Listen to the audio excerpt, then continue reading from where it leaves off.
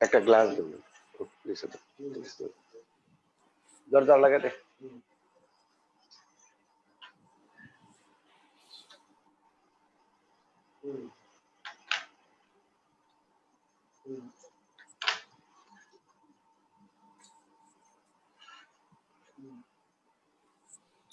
সবাইকে স্বাগত জানাচ্ছি আজকের সংলাপে।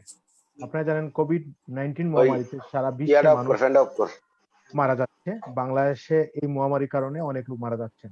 সারা বিশ্ব জুড়ে প্রায় 9 লক্ষ মানুষ মারা গেছেন। যুক্তরাজ্য সহ ইউরোপের বিভিন্ন দেশে আবারও আক্রান্ত সংখ্যা বৃদ্ধি পাচ্ছে। এদিকে বাংলাদেশে কোভিড-19 বন্যা আর দিন দিন বেড়ে চলছে বেকার সমস্যা। এইসব বিষয় নিয়ে আমরা প্রবাসীরা গভীর উদ্বেগ ও উৎকণ্ঠায় আছি। কি হচ্ছে বাংলাদেশে বিষয় জানতে এই সংলাপের মাধ্যমে দেশের প্রবাসের সংযোগ স্থাপন করার চেষ্টা করে যাচ্ছি। আমরা আজকে সংলাপে কোভিড-19 ও সমস্যার বিষয় নিয়ে কথা বলবো। আমাদের সাথে আছেন জনপ্রিয় রাজনীতিবিদ, মাননীয় সংসদ সদস্য জনাব ইঞ্জিনিয়ার মোয়াজ্জেম হোসেন রতন। আমাদের সাথে আছেন সাবেক ছাত্রনেতা, সাবেক সাংসদ, বিএনপির কেন্দ্রীয় নেতা, খাগড়াছড়ি পার্বত্য জেলা বিএনপি সভাপতি জনাব ওয়াদুদ ভূঁইয়া। আমাদের সাথে আছেন বাংলাদেশ মেডিকেল সোসাইটি ইউকে সভাপতি শফিকুল হাসান খান জিন্না। আমাদের সাথে সাংবাদিক হিসেবে আছেন প্রবাস দর্পণ চট্টগ্রাম ব্যুরো প্রধান শাহরিয়া হাসান। শুরুতে আমি যাব সাংবাদিক শাহরিয়া হাসানের কাছে কোভিড-19 ও সমস্যা বিষয়ে আপডেট জানতে।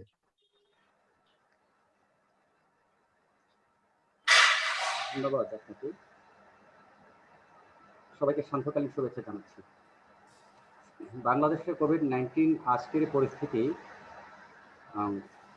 সরকারের দেয়া সংবাদ বিজ্ঞপ্তি কিংবা প্রেস রিলিজ অনুযায়ী যেটুকু আমরা জানতে পাই আজ সকাল 10টা নাগাদ তার পূর্ববর্তী 24 ঘন্টার সংবাদগুলো আপনাদের সামনে উপস্থাপন করতে পারি। বাংলাদেশে গত 24 ঘন্টায় 94টি ল্যাবে মোট নমুনা পরীক্ষা করা হয়েছে 14,973টি। এই পর্যন্ত বাংলাদেশে সর্বমোট নমুনা পরীক্ষা করা হয়েছে 16,59,697। গত 24 ঘন্টায় কোভিড-19 শনাক্ত হয়েছে 1,892 জন মানুষের শরীরে।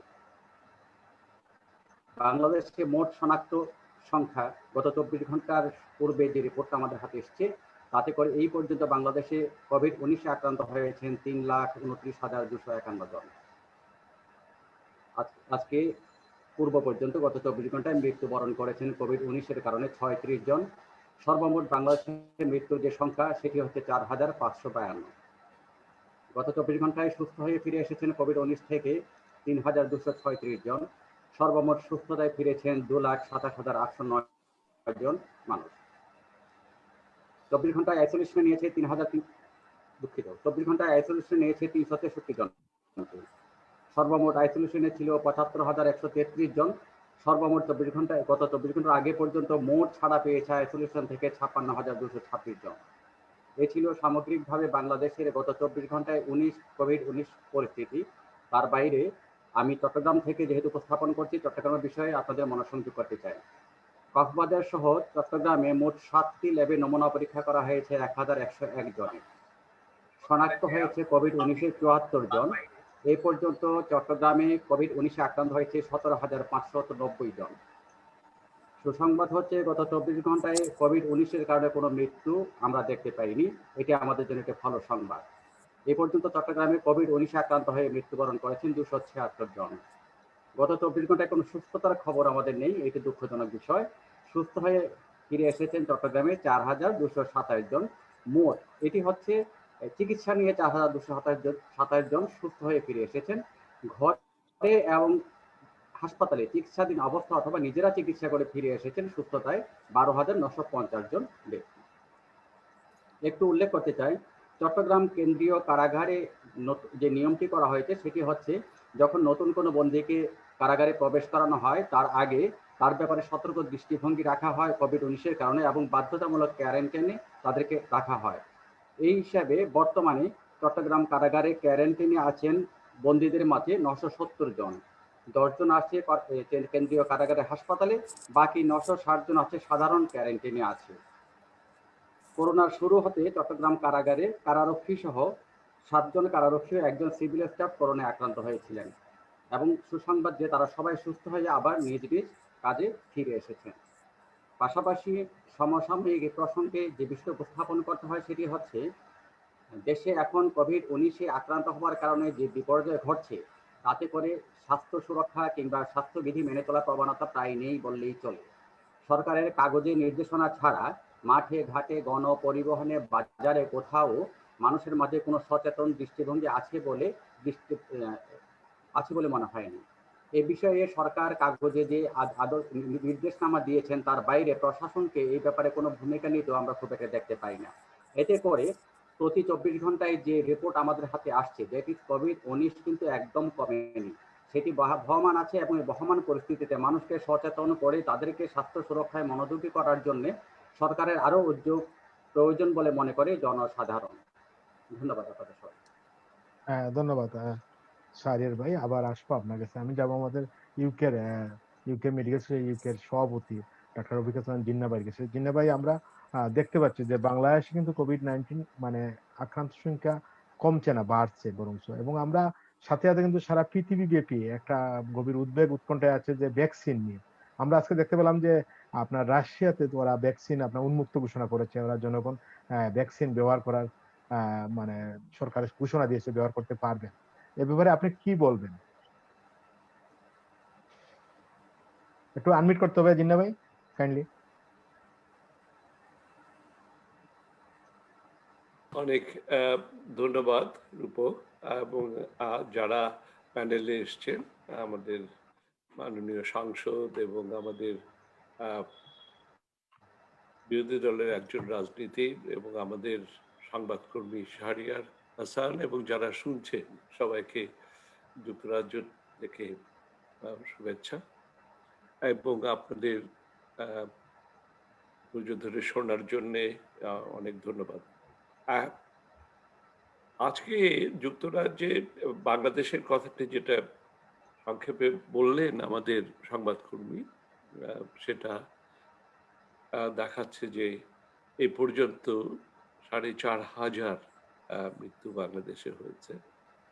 আর যুক্তরাজ্যে, সমগ্র যুক্তরাজ্যে এখানকার জনসংখ্যা অবশ্য বাংলাদেশের চাইতে অনেক কম। এখানে গত একদিনে বোধহয় 5 জন না 6 জন মারা গেছে বিভিন্ন অঞ্চলে, যদিও আমাদের জনসংখ্যা কম এবং তারা সবাই বয়স্ক লোক। তবে যুক্তরাজ্যে এখন একটা আতঙ্ক বিরাজ করছে, সেটা হচ্ছে সেকেন্ড সার্জ বা এগুলো না আসার জন্য।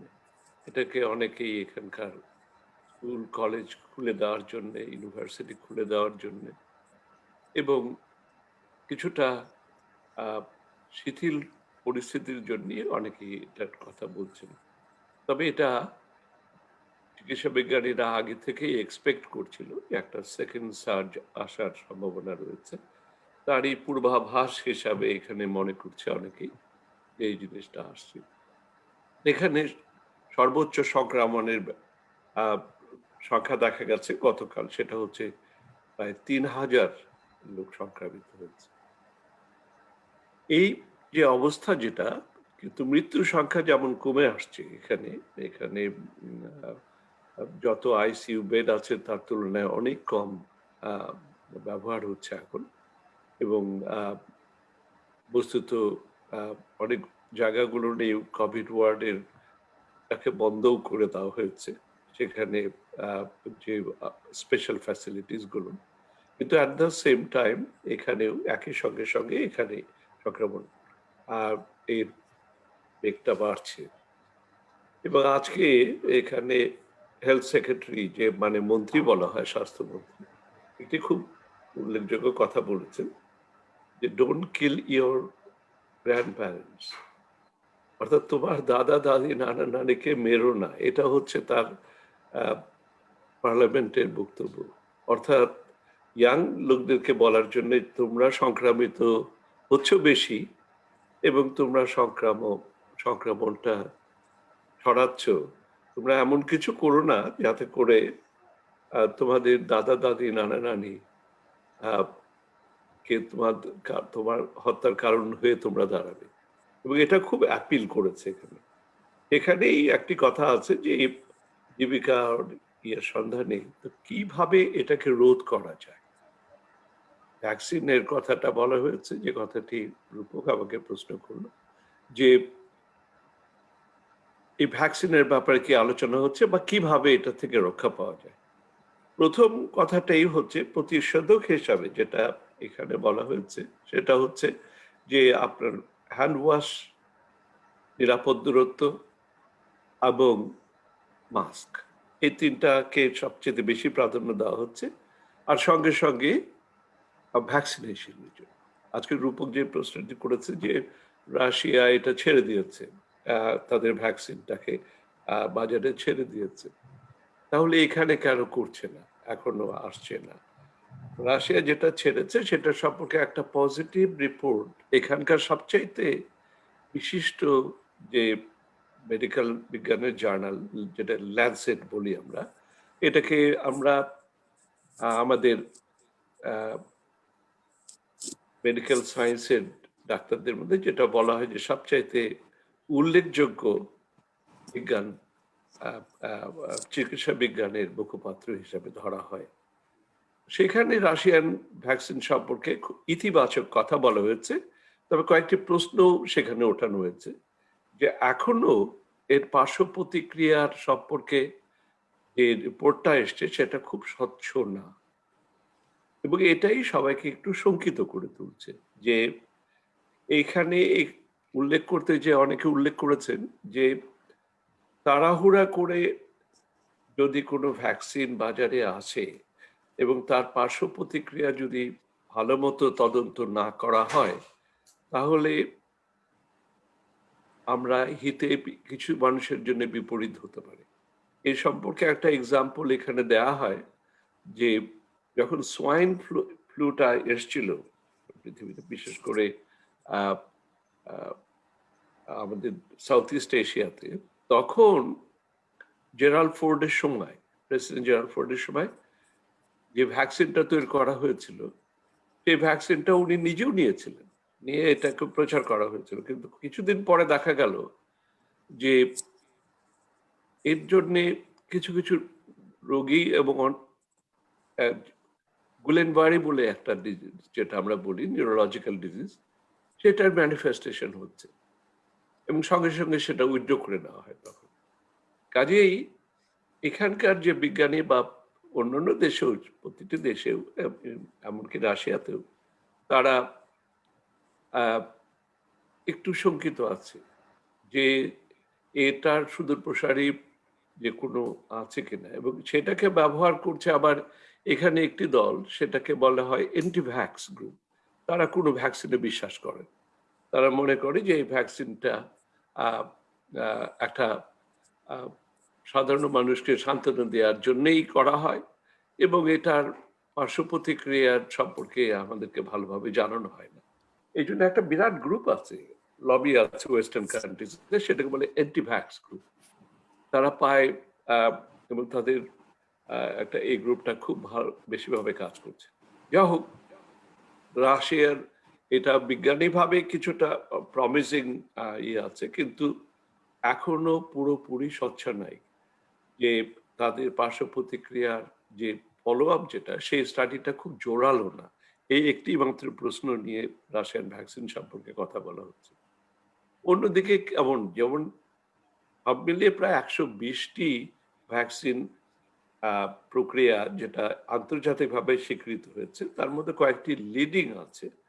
তার মধ্যে একটি হচ্ছে আমাদের এখানে যুক্তরাজ্যে বিখ্যাত জেনারেল ইনস্টিটিউটে যেটা হয়েছে, সে অক্সফোর্ড অ্যাস্ট্রাজেনিকা ভ্যাকসিন।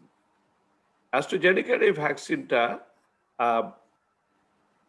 তৃতীয় ধাপ পরীক্ষায় চলে এসছে এবং শেষ ধাপ যেটা, সেই ধাপটাতে অংশগ্রহণ করার জন্য এখানে একটি অঞ্চলেই প্রায় 10,000 লোক নাম রেজিস্ট্রি করেছে, ডেভন বিভিন্ন অঞ্চলে। অর্থাৎ মানুষ, এটা প্রমাণ করে যে মানুষ মরিয়া হয়ে উঠেছে যে একটা ভ্যাকসিনের জন্য। তারা এটা সম্পূর্ণ না জেনেই তারা অলরেডি তারা নাম রেজিস্ট্রি করেছে এবং তারা সেই অঞ্চলটিতে ডেভন এবং ইয়ের দিকে তারা বলেছে যে না, এখন তোমরা, আমরা ওভারওয়েলমড হয়ে গেছি, তোমরা যে ট্রায়ালের মধ্যে অংশগ্রহণ করতে চাইছো। প্রথম পদক্ষেপে এখানে প্রথমে মাঙ্কির উপর করা হয়েছে রেসাস মাঙ্কি, তারপরে করা হয়েছে ভলেন্টিয়ারদের উপর। সেই ভলেন্টিয়ারের লিস্ট অক্সফোর্ডে অনেক যথেষ্ট ছিল, এবং তৃতীয় পদক্ষেপে শুধুমাত্র যুক্তরাজ্যে না, এবং এটা ব্রাজিল এবং ভারত এখানেও করা হয়েছে। ঠিক তেমনি ভাবে চায়নাও পেরু এবং অন্য জায়গায় তাদের ভ্যাকসিন করেছে, এবং তাদের সেনাবাহিনীতেও তারা দিয়েছে বলে কথা হয়েছে। এবং আমি শুনছি যে বাংলাদেশেও সেই ভ্যাকসিন তৃতীয় পর্যায়ে ট্রায়ালে বাংলাদেশও জয়েন করেছে সাইনোভ্যাকের যে ভ্যাকসিনটায়। তো যা হোক, আমেরিকায় যেটা আছে, আমেরিকা ফাইজার, আমেরিকা এটা এখন কিছুটা রাজনৈতিক হাতিয়ারের পরিণত হয়েছে, এবং এটা নিয়ে খুব তর্ক বিতর্ক চলছে। গতকাল আমরা দেখেছি যে ডোনাল্ড ট্রাম্প চাইছে যে এটা 4 নভেম্বরের আগেই এটা বাজারে আসলে তার নির্বাচনে জেতার সম্ভাবনা একটু বেশি থাকবে, যে আমি তো করেছি এটা। কিন্তু at the same time CDC সেটাকে ডিসপিউট করেছে যে এভাবে বলাটা হয়তো ঠিক না। আর অপোজিশন সেটার ডেমোক্রেটসরা সেটাকে বলেছে যে এটা আমরা ট্রাম্পকে বিশ্বাস করি না, আমরা বিজ্ঞানীদেরকে বিশ্বাস করি। আমাদের ভাইস প্রেসিডেন্ট, ওখানকার ভাইস প্রেসিডেন্ট ক্যান্ডিডেট বলেছে সেটা সেখানে একটা রাজনৈতিক হাতিয়ার হিসাবে আছে। এই পরিপ্রেক্ষিতেই এখানকার সায়েন্স বিজ্ঞান বিষয়ে তারা কি মনে করছে, সবকিছুর পরিপ্রেক্ষিতে তারা মনে করছে যে সম্ভবত by the beginning of the next year, 2021 সালের প্রথম দিকেই অবশ্যই এই ভ্যাকসিনের বাজারে আসার সম্ভাবনা খুব বেশি। তার ফলে এই আমি একটা এক্সাম্পল দিচ্ছি, যুক্তরাজ্যেই প্রায় 160 মিলিয়ন ভ্যাকসিনের বিভিন্ন কোম্পানির মাধ্যমে অলরেডি তারা অর্ডার করেছে, যে আমরা টাকা দিয়ে রাখলাম এবং এই তোমাদের জন্য, এবং আমরা এটাকে নেব।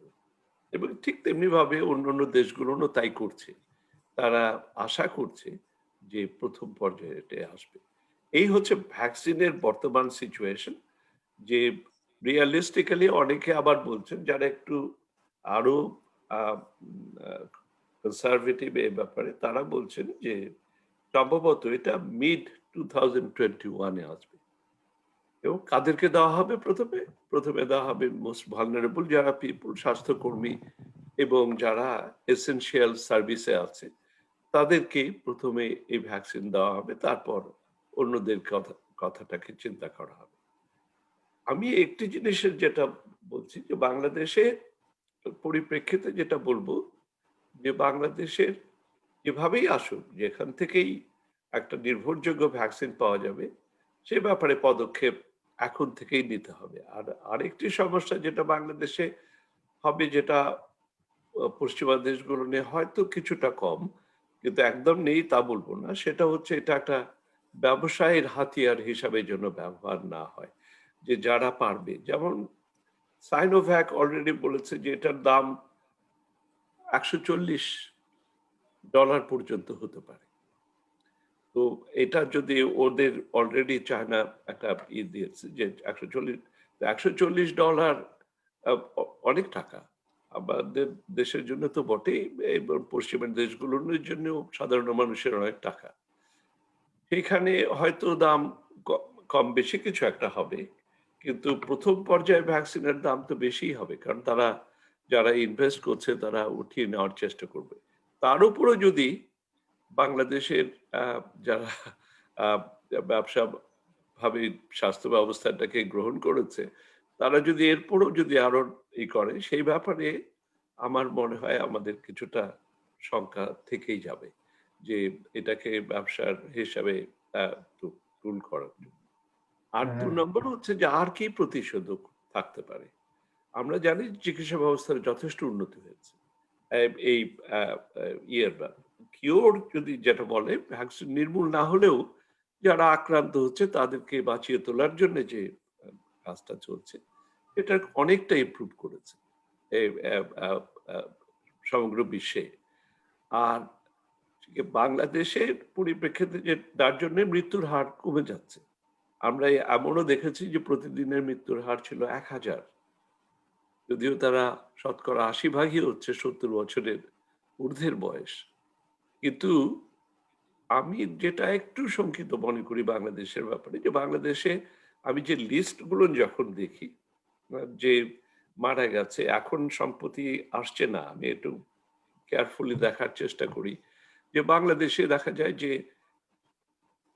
আনুপাতিকভাবে কম বয়সের লোকজন মৃত্যু মুখে যাচ্ছে 70 বছরের চাইতে। এটা আমাকে একটু শঙ্কিত করে।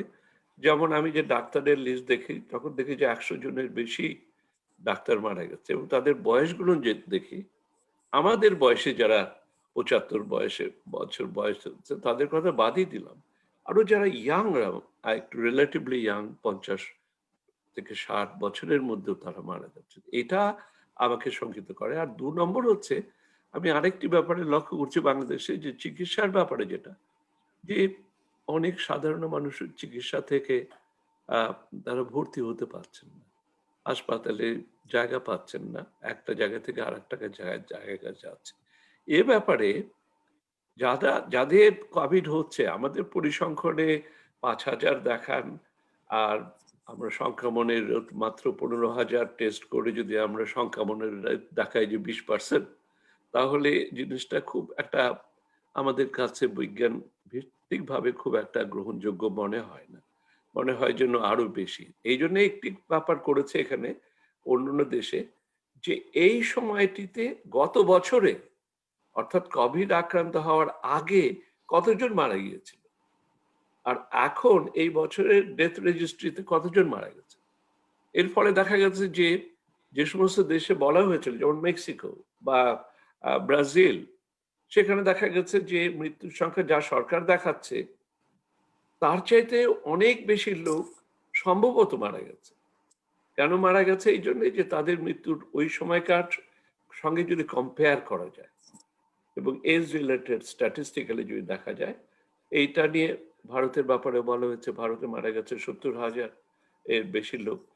এখন তারা বলছে যে হিসাব করে দেখুন যে আপনার অঞ্চলে কত লোক এই সময়টায় মারা গেছিল, অর্থাৎ অনেকেই আনডায়াগনোজড হিসাবেও মৃত্যুবরণ করছে।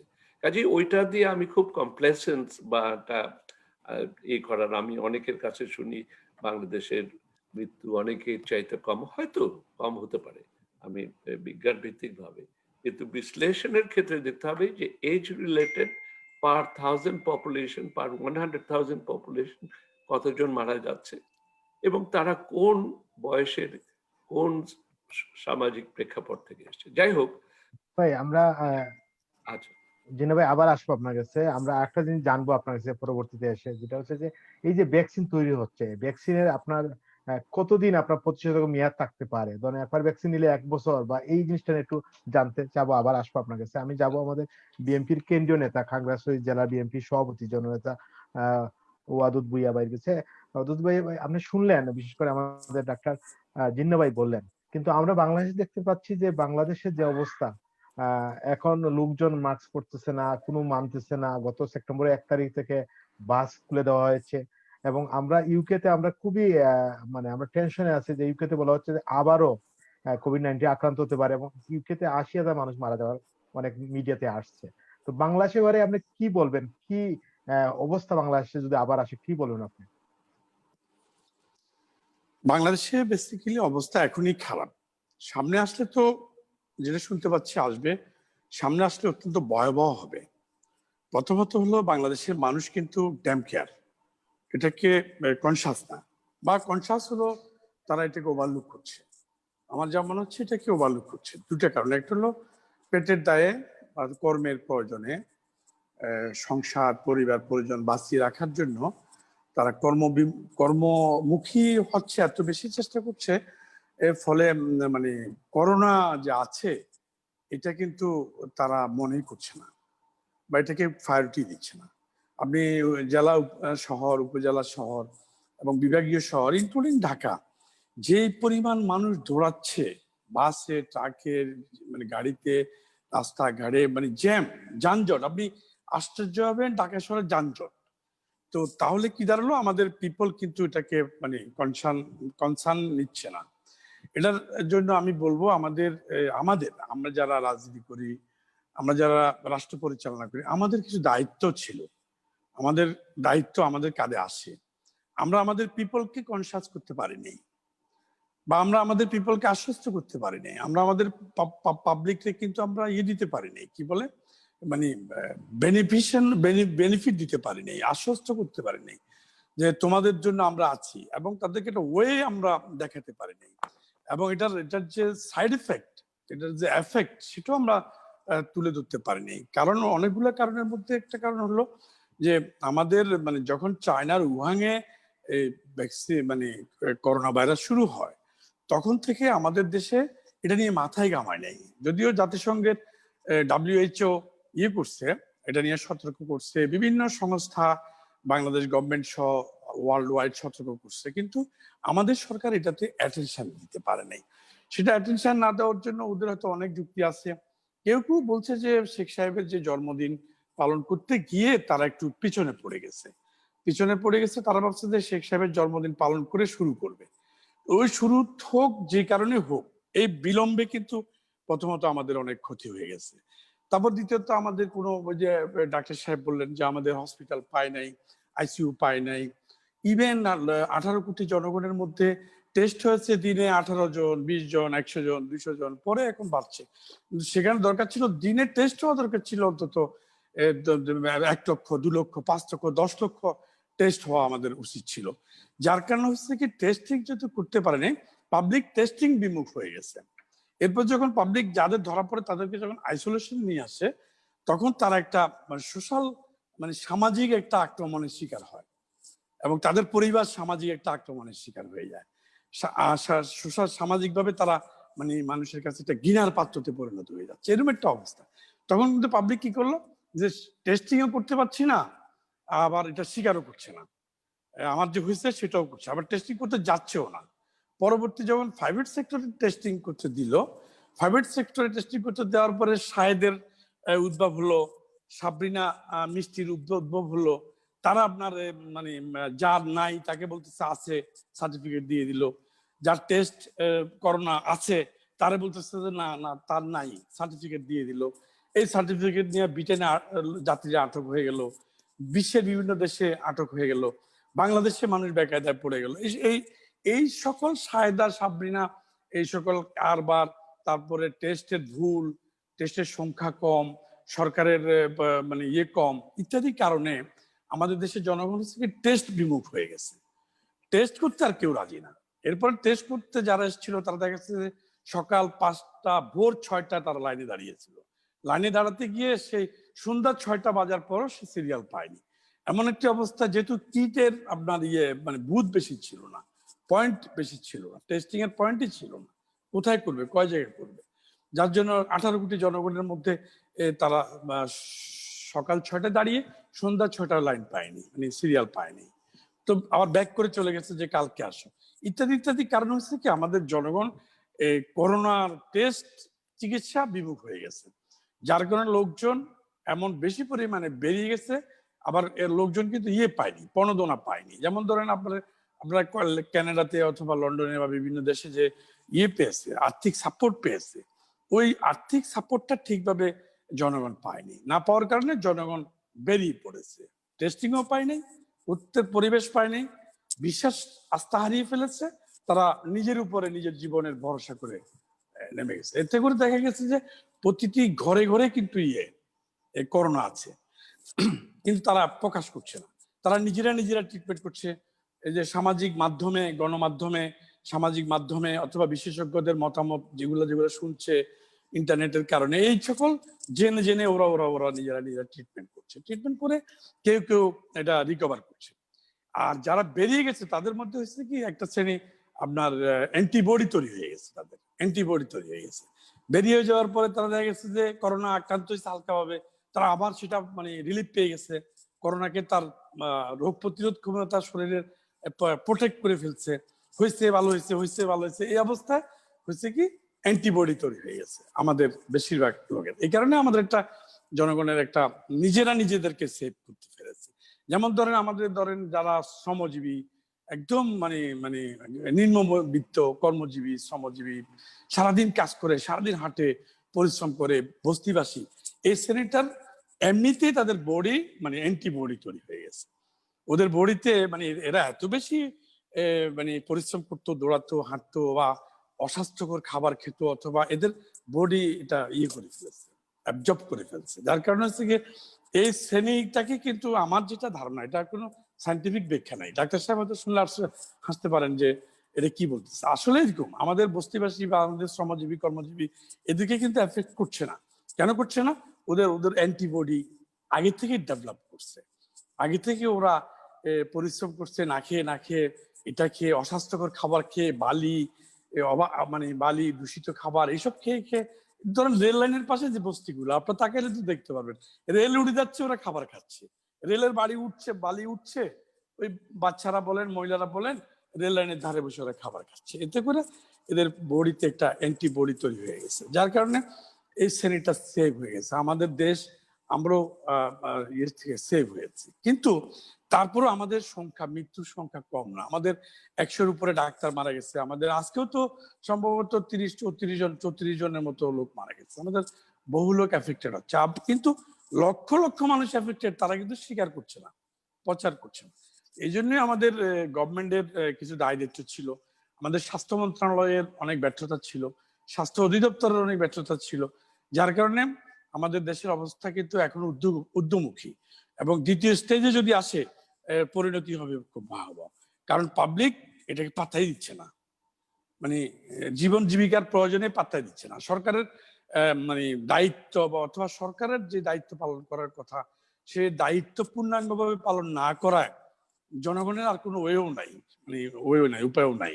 এখন কিন্তু জনগণ জীবন এবং মরণের মাঝামাঝি কিন্তু জনগণ হাঁটছে। আপনার মফস্বলে তো এটার পাত্তাই দিচ্ছে না। কিন্তু আমি জানি যে মফস্বলে আমাদের পরিচিত সার্কেলে যত জানি, ম্যাক্সিমাম লোকের ঘরে ঘরে এই করোনার সিমটম আছে, অসুস্থতা আছে। তো এই অবস্থায় এই যে আজকে ধরেন বিখ্যাত লোকেরা কিন্তু মারা গেছে, ইতিমধ্যে অনেকে মারা গেছে। আজকে আমি জেনেছি, কতটুকু শিওর এখনো তারা গেছে কিনা, আমাদের এই যে নায়ক ফারুক পাঠান মিড নাইট এমপি, আপনি তো জানেন উনি মিড নাইট এমপি হয়েছেন। ওই যে ফারুক সাহেবের কিন্তু মারাত্মক অবস্থা, এবং ওনার ফ্যামিলি ওনাকে এয়ার অ্যাম্বুলেন্সে সিঙ্গাপুর আইদার কোথায় জানি নিয়ে যাওয়ার কথা ছিল, এতক্ষণে পৌঁছে গেছে কিনা আমি জানি না। এরপর আসেন আমাদের বিশিষ্ট গুণীজন অভিনয় শিল্পী সাদেক বাচ্চু, গুরুতর অসুস্থ করোনার জন্য, খুবই গুরুতর। আমি আজকের খবর বলছি, আজকে 2জন বিশিষ্ট ব্যক্তি কিন্তু আমরা মৃত্যুর মুখোমুখি। তারা, আমি ওদেরকে কোনোভাবে হালকা করতে চাচ্ছি না, মানে কিন্তু তাদের জন্য, যেমন ফারুক সাহেবের জন্য এয়ার অ্যাম্বুলেন্স বিকালে রেডি হয়েছে, আমি জানি এতক্ষণ হয়তো চলে গেছে। তা আল্লাহ তাকে হয় দারাজ করুক, তাকে জীবিত রাখুক, তাকে আল্লাহ বাঁচিয়ে রাখুক, চাই। কিন্তু আমার যদ্দূর মনে হচ্ছে যে ওনার সম্ভাবনা খুব কম, বাঁচার সম্ভাবনা কম। তো তাহলে এরকম একটা সচেতন মানুষ, প্রতিভাবান মানে অভিনয় শিল্পী, পাশাপাশি এমপি মানুষ, আমরা হয়তো যদি ওনার মতো লোককে হারিয়ে ফেলি, এটা তো আমাদের জন্য অত্যন্ত ক্ষতিকর। তারপর ধরেন যে বললাম সাদেক বাচ্চু, প্রখ্যাত অভিনেতা, এদের শূন্যস্থান পূরণ করার মতো অভিনয় শিল্পী এখনো তৈরি হয়নি। তো এই মতো লোক যদি চলে যায় তাহলে কি দাঁড়াবে? তো সে অবস্থায় আমরা এখন কি দেখতেছি যে আমাদের রুগী, যে যারা করোনা এফেক্টেড রুগী, এই করোনা এফেক্টেড রুগীদের একবার রোগ হলে এবং ভালো হলেও 3 থেকে 6 মাস কিন্তু তার বডি থেকে কিন্তু করোনা যাচ্ছে না, তার বডিতে কিন্তু করোনা থেকে যাচ্ছে, সে তো সুস্থ হয়ে গেছে। এটা কিভাবে এফেক্ট করছে খুব স্লোলি। আমার সামনে অনারেবল ডক্টর আছেন, আমি ভুল বলছি কিনা আমি জানি না, আমি ভুল বললে আমাকে ধরিয়ে দেবেন, যে এই 3 থেকে 6 মাস তো করোনা শরীরে থাকেই। যদিও আমাদের এই যে রুগীরা বলে যে আমি ভালো হয়ে গেছি, আমি রিকভার করে গেছি। অনেকে তো ফেসবুকে স্ট্যাটাস দিয়ে বিভিন্ন মিডিয়াতে জানে আমি সুস্থ হয়ে গেছি, অ্যান্টিবডি তৈরি হয়ে গেছে আমার, সে আবার প্লাজমা দেওয়ার জন্য প্রস্তুতি নিয়ে নিচ্ছে। দেখা যাচ্ছে যে আমরা বিভিন্ন গবেষকদের কথা ফলো করছি বা বিশেষজ্ঞদের কথা শুনছি যে 3 থেকে 6 মাস তো যাচ্ছেই না, সিমটম থাকছে। সেই সিমটমটা কোথায় কি আঘাত করছে? করোনা ফুসফুসে আঘাত করছে, ইভেন কি আপনি রূপক বা আপনি আশ্চর্য হবেন, ব্রেনে এফেক্ট করছে, ব্রেনে। ডক্টর সাহেব আমি ভুল বললে আবারও বলছি, আপনাকে পারমিশন দিয়ে রাখছি। ব্রেন এফেক্ট করছে, নট অনলি মানে ব্রেন এফেক্ট বলতে শুধু আমি স্ট্রোক বলছি না, নট অনলি স্ট্রোক, স্ট্রোক ছাড়াও ব্রেন এফেক্ট করছে। ইভেন মাথা ঘুরাচ্ছে, মানে আউলা জাওলা দেখছে, চোখে কম দেখছে, সে কিন্তু বুঝতে পারছে না এটা যে করোনার এফেক্ট। চোখে দেখছে না, চোখে ঝাপসা দেখছে, তারপরে কিডনি এফেক্টেড হচ্ছে, হার্ট এফেক্ট হচ্ছে। হার্টের জন্য সে করছে কি, এমন রুগী আমি দেখেছি আমাদের সিএমএস সহ বিভিন্ন উন্নত মানের হসপিটালে আমি রুগী দেখেছি বা পরিচিত আত্মীয় স্বজন বন্ধু বান্ধব পেয়েছি, যে তাকে রিলিজ করে দিচ্ছে, সে ভালো হয়ে গেছে করোনা, কিন্তু 24 ঘন্টার মধ্যে 2 দিন পরে সে মারা গেছে। কারণটা কি, করোনা যখন তার মধ্যে ছিল তখন তার যে হার্টের যে আঠারি রগগুলাতে করোনা করছে কি, রক্তগুলোকে জমাট করে দিয়েছে। তো রক্ত জমাট হতে হতে একটু সময় লাগছে, এর মধ্যে করোনা রিলিজ হয়ে গেছে, সে করোনা মুক্ত হয়ে গেছে, কিন্তু করোনা মুক্ত হওয়ার পরে সে হার্ট অ্যাটাকে মারা গেছে। তখন বলা হলো যে হার্ট অ্যাটাকে মারা যাচ্ছে না। কিন্তু হার্ট অ্যাটাক কেন হলো? করোনাই কিন্তু হার্ট অ্যাটাকের জন্ম দিয়ে গেল, আঠারিতে মানে রগের মধ্যে রক্ত চলাচলের রাস্তাটাকে ব্লক করে দিল, অতএব সে হার্ট অ্যাটাকে মারা গেল। অর্থাৎ করোনা তো নিজস্ব কোনো ওয়ে নাই। করোনা হার্ট অ্যাটাকে, লাংস অ্যাটাকে, ফুসফুস ধ্বংস করে, ব্রেন এফেক্ট করে, কিডনি এফেক্ট করে মারছে। ডায়াবেটিকের যেমন কোনো ইয়ে নাই, কি বলে যে কি নিজস্ব কোনো ওয়ে নাই, ডায়াবেটিক চলমান বিভিন্ন রোগের মাধ্যমে মারে, ঠিক করোনা কিন্তু এই সকল রোগের মাধ্যমে রুগীদেরকে মারতেছে, সৃষ্টি করতেছে। যেমন আমি ডক্টর সাহেবকে ইয়ে করে বলতে চাই, স্টেরয়েড খাওয়াচ্ছে করোনা রোগীদেরকে, স্টেরয়েড একটা ট্যাবলেট খাওয়াচ্ছে সম্ভবত, আমি যতদূর জানি এটার নাম স্টেরয়েড বা এই গ্রুপটার নাম স্টেরয়েড। এই স্টেরয়েড খাওয়ার পরে রোগী কিন্তু ভালো হচ্ছে, সাথে সাথে কিন্তু সাইড এফেক্ট আর ডায়াবেটিক হয়ে যাচ্ছে, যার জীবনে গোষ্ঠীতে ডায়াবেটিক নেই। স্টেরয়েড খাওয়ার পরে আমাদের দেশে এই রোগীদের ডায়াবেটিক হয়ে যাচ্ছে, করোনা রোগীদের। মানে কি, বাঁচার কোনো উপায় নেই। কিন্তু আমি মনে করি আমাদের দেশের সরকারকে আরো একটু সচেতন হওয়া দরকার, পাবলিককে আরো একটু নিয়ন্ত্রণে আনা দরকার। যেমন যে লন্ডনের মানে রাষ্ট্রপ্রধান বা সরকার প্রধান যেটা বলছে, আমি তো শুনে আমি শিহরিত হয়ে গেছি যে ডক্টর সাহেব যেটা বললেন এত চমৎকার। এটা কিন্তু মানুষকে কিন্তু মোটিভেটও করা যায়। সবসময় যে আপনার আইন দিয়ে, ওষুধ দিয়ে, ব্যবস্থাপনা দিয়ে যে সকল কিছু করা যায় তা না, মোটিভেট করা যায়, মোটিভেশন করা যায়। যেমন লন্ডনের যে মানে সরকার প্রধান যেটা বলেছেন, কে জানি বললেন, আমি নামটা ওই সময় খেয়াল করতে পারিনি, ডক্টর সাহেব বললেন যে যুবক সমাজকে ওরা আহ্বান করলো, হে তরুণ, তোমরা এমন কোনো অ্যাক্টিভিটিস করো না তোমাদের দাদা দাদি নানা নানি যাতে মৃত্যুবরণ করে, তোমরা তোমাদের দাদা দাদির নানা নানিকে রক্ষা করো, সেভ করো, তোমরা এমন মানে জীবনযাপন করো, এমন রোল প্লে করো যাতে করে এই করোনার কারণে তোমার মাধ্যমে সেটা সাস্টেইন করে অথবা ট্রান্সফার হয়ে মানে কোনোভাবে যেন তোমার নানা নানি দাদা দাদি মারা না যায়। কারণ বৃদ্ধরা বেশি মারা যাচ্ছে এই রোগে, বৃদ্ধদেরকে ধরলেই কিন্তু আর ওনারা ফিরে আসতেছে না। অতএব তরুণ সমাজ যদি বেসামাল থাকে, করোনাকে পাত্তা না দেয়, নিজে না মরুক, নিজে হয়তো মানে বডি প্রতিরোধ ক্ষমতা দিয়ে বেঁচে গেল, এটা তরুণ হয়তো নিজের রোগ প্রতিরোধ ক্ষমতা দিয়ে টিকে গেল, কিন্তু সে যে আরেকজনকে ছড়াই দিবে, বাড়িতে গিয়ে যে দাদাকে ছড়াই দিবে, মাকে ছড়াই দিবে, বৃদ্ধ বাবাকে ছড়াই দিবে, বাবা তো আর বাঁচবে না। তরুণটা নাহলে বেঁচে গেল তার শারীরিক সক্ষমতার কারণে, তার রোগ প্রতিরোধ ক্ষমতা করোনার সাথে লড়াই করলো, লড়াইতে করোনা হেরে গেল, সে বেঁচে গেল, কিন্তু সে তো তার দাদা দাদি নানা নানিকে মৃত্যুবরণ করে দিবে। তাহলে এইটা কিন্তু আমাদের সরকার অথবা বিশেষ জায়গা থেকে এই মোটিভেশন ওয়ার্ক হওয়া দরকার, মোটিভেট ওয়ার্ক হওয়া দরকার। যেমন ধরুন লন্ডনে যে বলেছে, আমি স্যালুট করছি তাদেরকে, এরকম একটা শব্দ আমার নিজেরই জানা ছিল না, আমি শিখলাম ডাক্তার সাহেবের কাছে শুনে শিখলাম যে মোটিভেশন করে যে অনেক কিছু করা যেতে পারে। তরুণদের প্রতি যদি আমরা রাজনীতিবিদরা, বিশেষজ্ঞরা, বুদ্ধিজীবীরা, সরকার হোক বেসরকারি হোক, সবাই বিরোধী দল হোক, সবাই যদি আমরা তরুণদেরকে এই আহ্বান করে যদি তাদেরকে মোটিভেট করতে পারি, ধরাই ফেলতে পারি, তাহলে কিন্তু আমরা অর্ধেক সাকসেসফুল হয়ে যাব।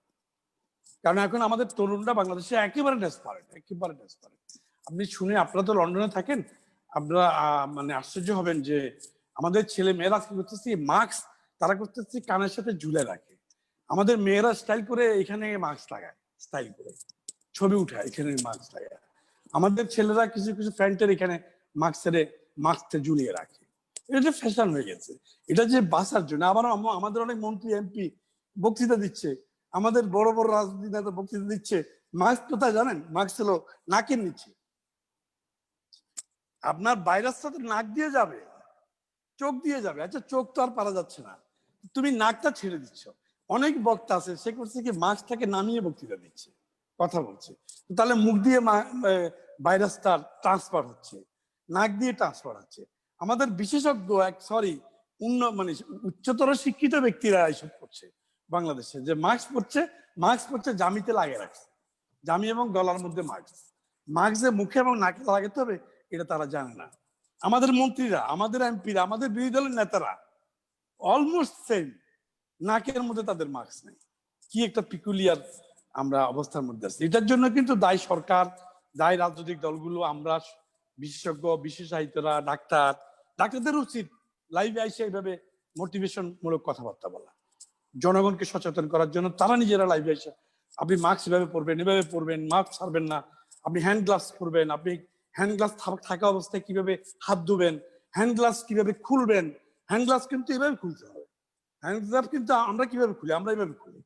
তো এভাবে খোলার পরে তো আমরা সকল নিয়ে নিচ্ছি, এক হাত থেকে এক হাতে নিয়ে নিচ্ছি, এভাবে টানি খুলছি। এভাবে না, মাস্ক খুলতে হবে এভাবে আঙ্গুল দিয়ে উল্টা দিক থেকে, হ্যান্ড গ্লাভসটা খুলতে হবে উল্টা দিক থেকে, এটাকে উল্টা খুলে ফেলে দিতে হবে। কিন্তু আমরা এভাবে টেনে আমরা অপর হাতিটা নিয়ে যাচ্ছি। সারাদিন তো আমার হ্যান্ড গ্লাভসের মধ্যেই ভাইরাসটা লেগেছে, তবে এই ভাইরাসটা আমি আবার হাতে নিয়ে যাচ্ছি, তাহলে কি লাভ? ভাই আবার আসবো আপনার কাছে, ধন্যবাদ। আমি আবার আসবো। আমি একটু যাবো আমাদের ময়নাসংসদ সদস্য জনাব ইঞ্জিনিয়ার মজুমুর রতন ভাই গেছে। রতন ভাই, আমাদের ওয়াদুদে অনেক প্রশ্ন রেখেছেন, আমরা একটা জিনিস বুঝতে পেরেছি যে সমন্বয়হীনতা।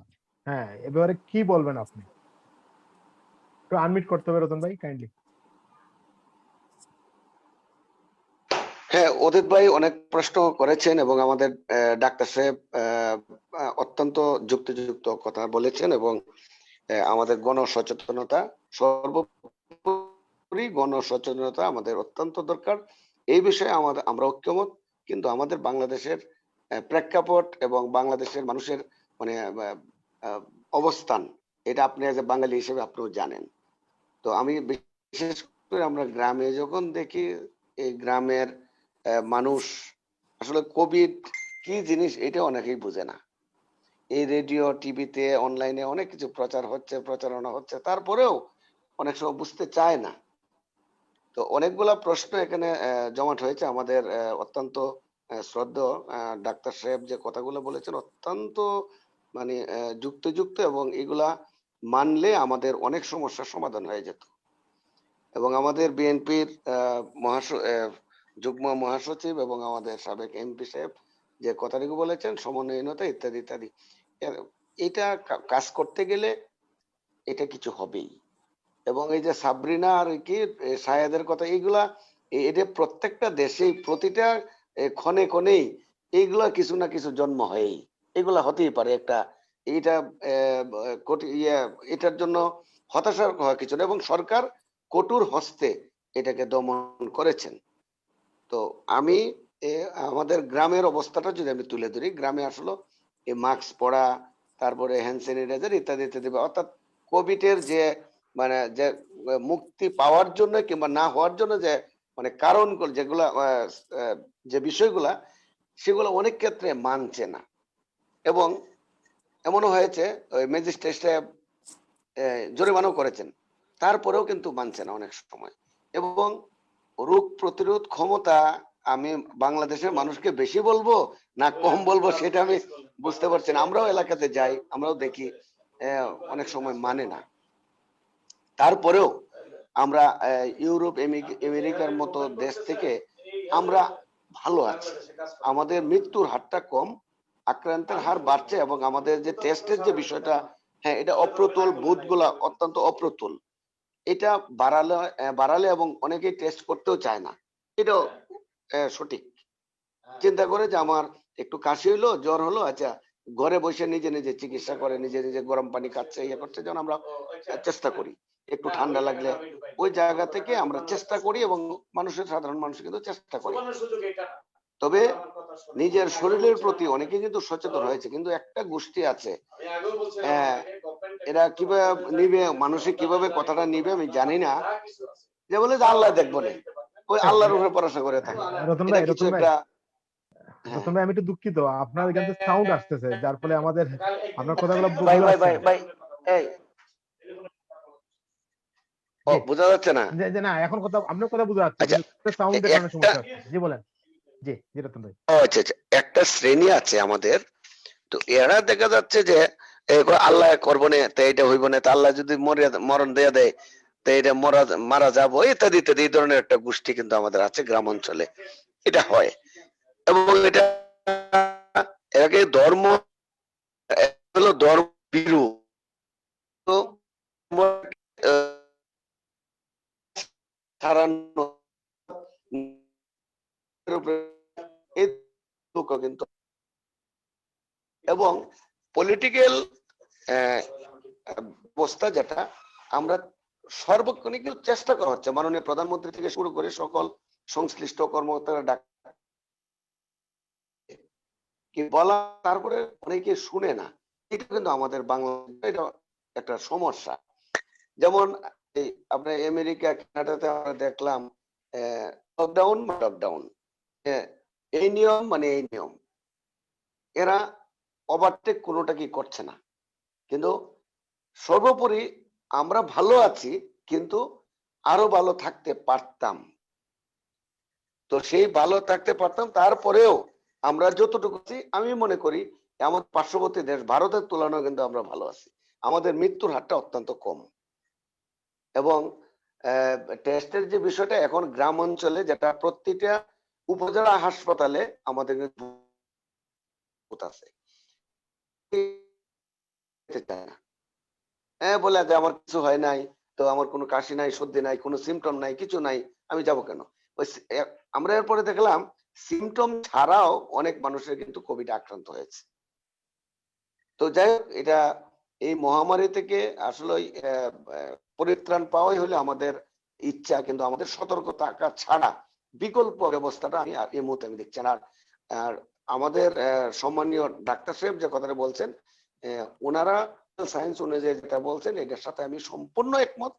এবং বাংলাদেশের বাংলাদেশের যে প্রেক্ষাপটে, সেই প্রেক্ষাপটে আমাদের যে উদ্যোগ, সেই উদ্যোগ মানে যতটুকুই নেওয়া হয়েছে এটা কিন্তু খারাপ না, কিন্তু আরো বেশি নিলে আরো ভালো হতো। কিন্তু আমাদের একটা সীমাবদ্ধতা আছে, এই নতুন একটা রোগ, এটা কেউ জানতো না, আমরা জানি না, আমরা প্রস্তুত না। আর বাংলাদেশের সেই মেডিকেল সায়েন্স কিন্তু আমেরিকার মতো নয়।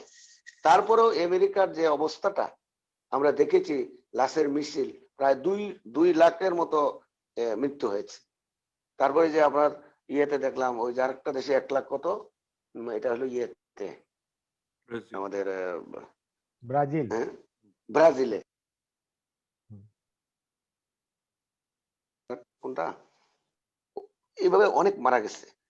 কিন্তু সেই তুলনায় আমরা এই 16-17 কোটি দেশের আমরা দেশ আমার মানুষের দেশ, ওখানে আমাদের ওইটা অত্যন্ত কম। আমাদের রোগ প্রতিরোধ ক্ষমতা বেশি। আমি যদি এটা আসলে অন্যভাবে নিয়েন না আপনারা, এটা জাস্ট আমি আমার মতো বলছি যে আমাদের আসলে অনেক সময় যে আমাদের ভেজাল বিরোধী, ভেজাল আন্দোলন, আমাদের ফরমালিন ইত্যাদি ইত্যাদি,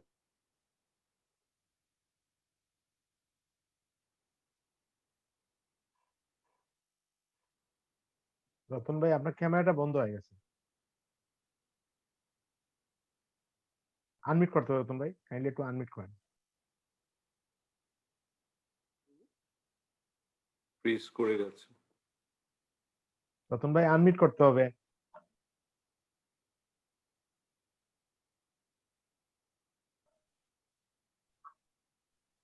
সম্ভবত আমি রতন ভাইকে ইন্টারনেটের সমস্যা হচ্ছে, রতন ভাই একটু কাইন্ডলি আনমিউট করতে হবে।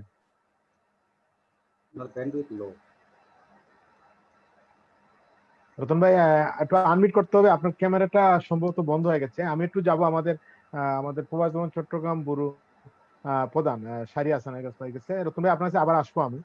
শাহরিয়ার হাসান ভাই, আজকে অতিথিদের বক্তব্য শুনলেন, আপনার যদি কোনো প্রশ্ন বা আমাদের দর্শকদের কোনো প্রশ্ন থাকে। ধন্যবাদ রূপকদা আপনাকে। প্রত্যেক সম্মানিত আলোচকের কথাগুলো শুনছিলাম মনোযোগ দিয়ে, চমৎকার উপস্থাপন করেছেন সবাই, এবং প্রচুর দর্শক আছেন যারা বিভিন্ন মন্তব্য অভিমত জানিয়েছেন। তাদের অভিমতের সারসংক্ষেপ নিয়ে কিংবা জনসাধারণ যেভাবে এখন কোভিড-19 মোকাবেলা করতে গিয়ে কি ভাবছেন, আমরা সাংবাদিক হিসেবে যেটুকু তাদের কাছে জানতে পাই, সে বিষয় নিয়ে দু একটু কথা থাকে, সেটা প্রশ্ন হোক বা পরামর্শ চাইবো, দুটোর যেটি ভাবেন আপনারা। ডাক্তার রফিকুল হাসান, খুব সুন্দরভাবে আপনি কথাগুলো বলেছেন আমাদের সচেতনতার জন্য, আমাদের ভবিষ্যৎ পরিকল্পনাগুলো, কোভিড-19 নিয়ে কি হতে পারে, আপনার সুন্দর আলোচনা আমরা জানতে পারলাম। আপনার কাছে পরামর্শ চাইবো কিংবা জিজ্ঞাসা রইবে এটা, কোভিড-19 কিন্তু যুক্তরাষ্ট্রে একটা রাজনৈতিক হাতিয়ার হয়ে আছে, আপনি নিজেই বলেছেন। শুধু যুক্তরাষ্ট্রে নয়, বাংলাদেশে কিংবা অন্যান্য দেশেও কিন্তু সরকার কিংবা বিরোধী রাজনৈতিক দলের মাঝে এটা একটা হাতিয়ার হিসেবে ব্যবহৃত হচ্ছে। এই প্রেক্ষাপটে গিয়ে জনগণের জন্য যে কাজ করার, সেটা বিরোধী রাজনৈতিক দল ঠিক সেভাবে করছে না, সরকার তাদের কোনো কোনো জায়গায় সফলতা, কোনো কোনো জায়গায় ব্যর্থতা নিয়ে চলছে। তো সেই ক্ষেত্রে ভ্যাকসিন নেওয়ার ক্ষেত্রে আপনার পরামর্শটা আমরা জানতে পেরেছি, কিন্তু আমরা এর আগে দেখেছি মাস্ক আনতে গিয়ে চীন থেকে মাস্ক এনেছিলেন একজন আমদানিকারক, বাংলাদেশ সরকারের অনুমতি নিয়ে, এবং সেগুলো ডাক্তাররা যখন ব্যবহার করতে গেলেন দেখলেন যে ওগুলো ভালো নয় কিংবা ওগুলো গুণগত মান একদম নেই। ভ্যাকসিন আনতে গিয়ে খুব ভালো মানের চিন্তা করে আনার পর যদি মানুষের শরীরে সেটা পুশ করার পর বিপরীত কোনো অবস্থান তৈরি হয়, সেই ক্ষেত্রে জনগণ যে একটা ভোগান্তিতে পড়বে। অর্থাৎ এই না পড়ার জন্য কি ভাবনা চিন্তা করে ভ্যাকসিনটা আনা যেতে পারে, সরকারকে আপনি কি পরামর্শ দিতে চান, যদি একটু বলেন। আরেকটা বিষয় লক্ষ্য করেছি আমরা, কোভিড-19 আক্রান্ত হওয়ার পর যারা সুস্থ হয়েছেন তারা দ্বিতীয়বার অর্থাৎ 15 বার আক্রান্ত হওয়ার একটা বিষয় আমরা লক্ষ্য করেছি। সেই ক্ষেত্রে কোভিড থেকে নিষ্কৃতি পাওয়ার পরও আমরা কি সত্যিকার অর্থে সুস্থ হলাম কি হলাম না, সেটার জন্য কি করা যেতে পারে, একজন ডাক্তার হিসেবে আপনার অভিমতটা জানতে চাইছি। সম্মানিত আলোচক ওয়াদুদ ভূঁইয়া, আপনার আলোচনা শুনছিলাম। প্রকৃত অর্থে আপনি আপনার পর্যবেক্ষণগুলি শুনতে পেয়েছি আমরা, খুব সুন্দরভাবে পর্যবেক্ষণগুলো জানান দিয়েছেন, যা যা ঘটছে যা হচ্ছে প্রতিটা কথাই চমৎকার করে বলেছেন, এবং সেই জায়গায় যে আমাদের অনেকটা অসঙ্গতি আছে, ব্যর্থতা আছে, সেটা আপনি সুন্দরভাবে উপস্থাপন করেছেন। আপনার কাছে আশা করবো একটি বড় রাজনৈতিক দলের আপনি একজন প্রভাবশালী নেতা, শুধু আপনার খাগড়াছড়ি কিংবা ওই পার্বত্য অঞ্চলের জন্য নয়, সারা দেশে যখন আপনারা সংসদ সদস্য হন, সারা দেশেরই সংসদ সদস্য আপনারা, সেই হিসেবে আপনি কিন্তু প্রভাবশালী একটা দলের খুব উচ্চ পর্যায়ে আছেন। সেই জায়গা থেকে চট্টগ্রাম কিংবা খাগড়াছড়ির জন্য অন্ততপক্ষে আমি এইভাবে বলি যে চট্টগ্রাম বিভাগের জন্য আপনার দল কিংবা আপনি ব্যক্তিগত উদ্যোগে জনসাধারণকে কোভিড-19 থেকে সচেতন করার জন্য, যেটা আমরা সচেতন নই আপনি নিজেই বলেছেন, এবং আমরা দেখতে পাচ্ছি মানুষ মোটেও সচেতন নয়, এবং আপনি খুব চমৎকার করে বলেছেন ডাক্তার আমাদের শ্রদ্ধেয় ডাক্তার সাহেবের কথাটা নিয়ে, যে মোটিভেশন, খুব সুন্দর কথা বলেছেন যে সবচেয়ে চিকিৎসা দিয়ে হবে না, মোটিভেশনও দরকার।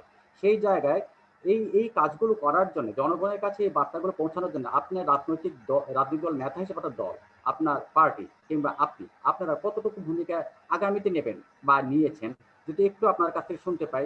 আপনি একজন প্রভাবশালী নেতাই শুধু নন, আপনি আপনার এলাকার একজন খুব জনপ্রিয় সাংসদ ছিলেন একটা সময়, এবং প্রচুর কাজও করেছেন আপনি। তো সেই প্রেক্ষাপটে আপনার অবস্থানটা জানতে চাইবো যে দল হিসেবে, ব্যক্তি হিসেবে আপনি কি করতে পারেন। আর মাননীয় সংসদ সদস্যের বক্তব্য ঠিক আমি শুনতে পাইনি বলে তার কাছে এই মুহূর্তে আমার কোনো কিছু প্রশ্ন বা বলার থাকেনি। আপনারা মনোযোগ দিয়ে আমার কথাগুলো শুনেছেন, এর জন্য অনেক ধন্যবাদ সবাইকে। ধন্যবাদ শাহরিয়ার ভাই। আমি একটু যাবো আমাদের ডাক্তার রফিকুল হাসান জিন্না ভাই কাছে। জিন্না ভাই, আমাদের শাহরিয়ার হাসান কিছু প্রশ্ন রেখেছেন, আমি আগে প্রশ্ন রেখেছিলাম যেটা, একটু যদি বলেন কাইন্ডলি। অনেক ধন্যবাদ, এবং অত্যন্ত সুন্দর প্রশ্ন। একটি, আর এর সঙ্গে আমি একটু যোগ করছি যে আমরা চিকিৎসা বিজ্ঞানের এ পর্যন্ত আমি গত মাস পর্যন্ত দেখেছি 500 সায়েন্টিফিক রিপোর্ট বেরিয়েছে এই অসুখ সম্পর্কে, আর 70টি বেরিয়েছে শুধুমাত্র মানসিকভাবে মানুষ কিভাবে এই অসুখের দ্বারা আক্রান্ত হয় সেটার জন্য।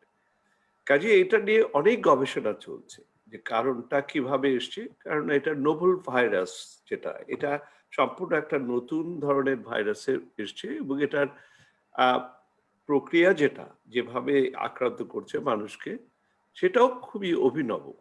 আমরা চিকিৎসকরা এখনো অনেক তথ্য সংগ্রহ করার চেষ্টা করছি, এবং এটা সিস্টেমিক ভাবে এফেক্ট করছে, এবং একদল বিজ্ঞানী খুবই বিশ্বাস করেন যে এটা হচ্ছে রক্তনালীর মেইন অসুখ, এবং যেহেতু রেসপিরেটরি সিস্টেম বা লাংস বেশি এটার জন্য এফেক্টেড হয়, সেই জন্য আমরা এটার ম্যানিফেস্টেশনটা বেশি হয়। আর সেই ক্ষেত্রে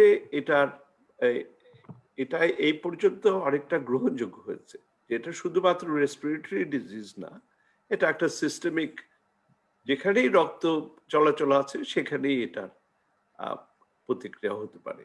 তার ফলে সব কিছুই এর জন্য এফেক্টেড হতে পারে, শরীরের যে কোনো অঙ্গ প্রত্যঙ্গই এটার জন্য এফেক্ট হতে পারে, এবং এইটাই মারাত্মক আকার ধারণ করেছে। আর ২ নম্বর জিনিসটা হচ্ছে যে কোভিডে আক্রান্ত হলে সঙ্গে সঙ্গে আমরা ভাবলাম যে কোভিড বিজয়ী হয়ে আমরা মাঝে মাঝে কথাটাকে ব্যবহার হয়, আমি দেখেছি বাংলাদেশে, এই কথাটি বলাটা যথাযথ নয়।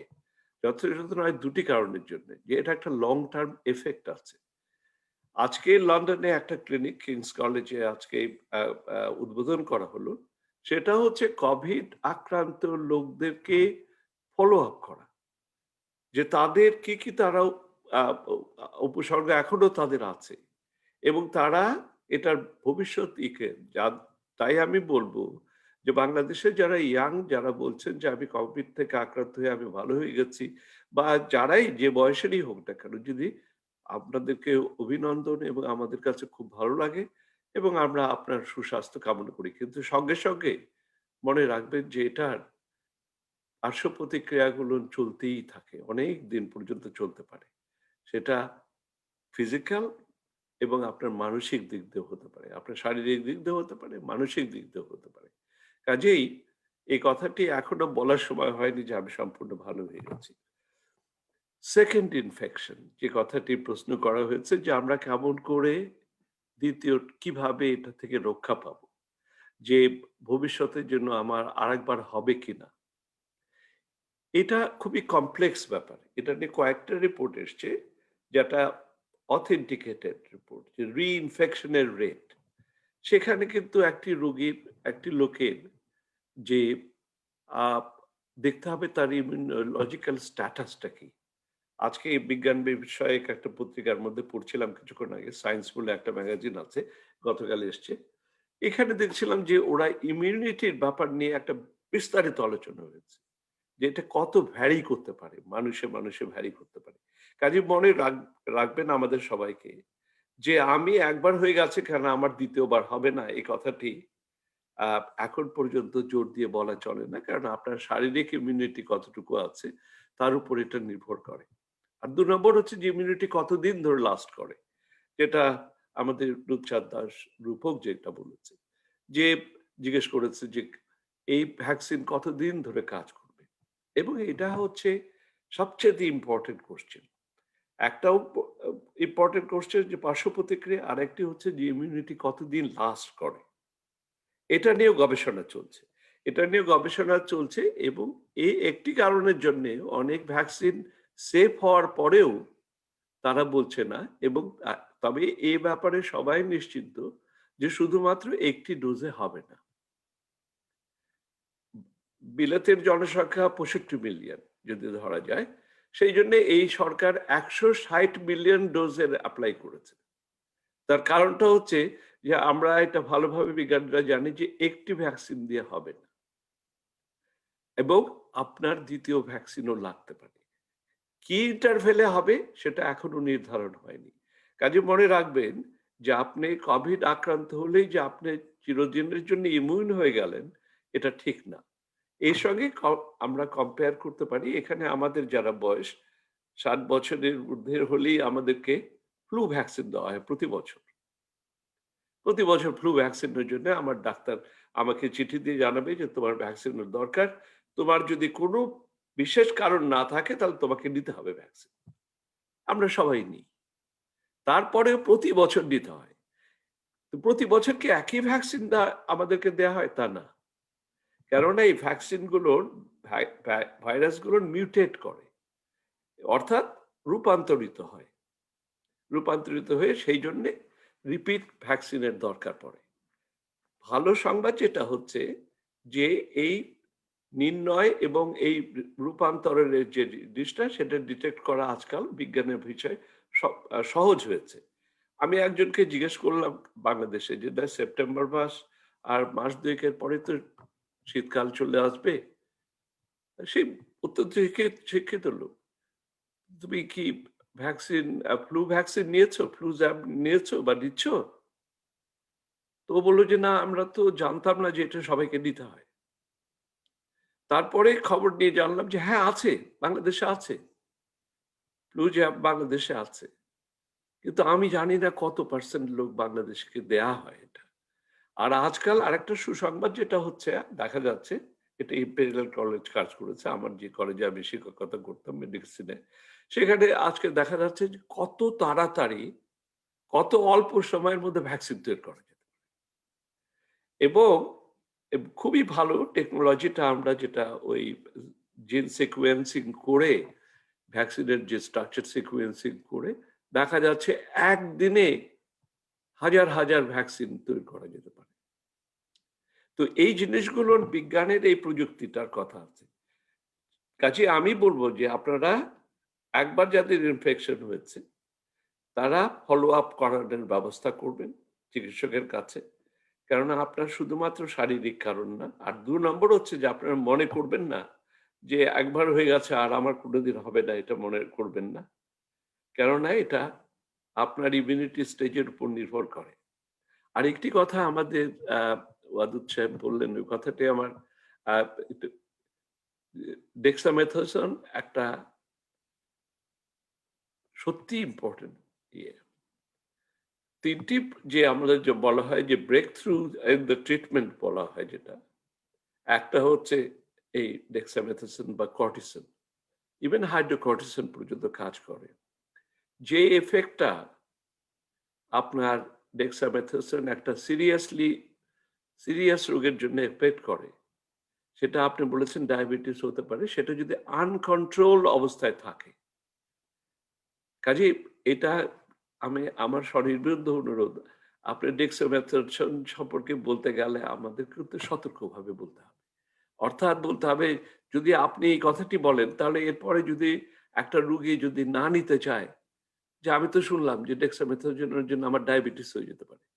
ডেক্সামেথাসোন আমরা ব্যবহার করি কখন? যখন সংকটপূর্ণ অবস্থায় চলে যায় তখন আমরা ব্যবহার করি। কাজেই এটা থেকে বিরত হওয়ার কথাটা আপনাদের খুব সতর্কতার সঙ্গে বলতে হবে। আমার নিজের ব্যাপারেই আমি বলছি। আমি খুবই এক বিশেষ কারণে, যেটা আমি অত্যন্ত অসুস্থ হয়ে পড়েছিলাম। আমার ডায়াবেটিস ছিল না। আমাকে অনেক হাই ডোজেসে ডেক্সামেথাসোন দিতে হয়েছে। তার জন্য আমার ব্লাড সুগার বেড়ে গেছে। কিন্তু আমাকে জীবন বাঁচানোর জন্য তখন আমার এটা দরকার ছিল।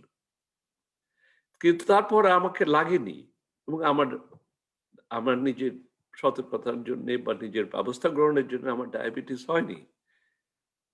তো সেখানে আমাকে এটা কিন্তু খুব ডাক্তাররা, এটা হচ্ছে চিকিৎসকদের খুবই দায়িত্ব যে বলা যে তোমাকে এই মুহূর্তে তোমার জীবনের জন্য আমরা রক্ষা করার জন্য আমরা এটা দিচ্ছি, কিন্তু তোমাকে সতর্ক থাকতে হবে যেন তুমি ডায়াবেটিস না করো। বাংলাদেশে ডায়াবেটিসের অবস্থা খুবই খারাপ, আমি আপনাদেরকে বলছি।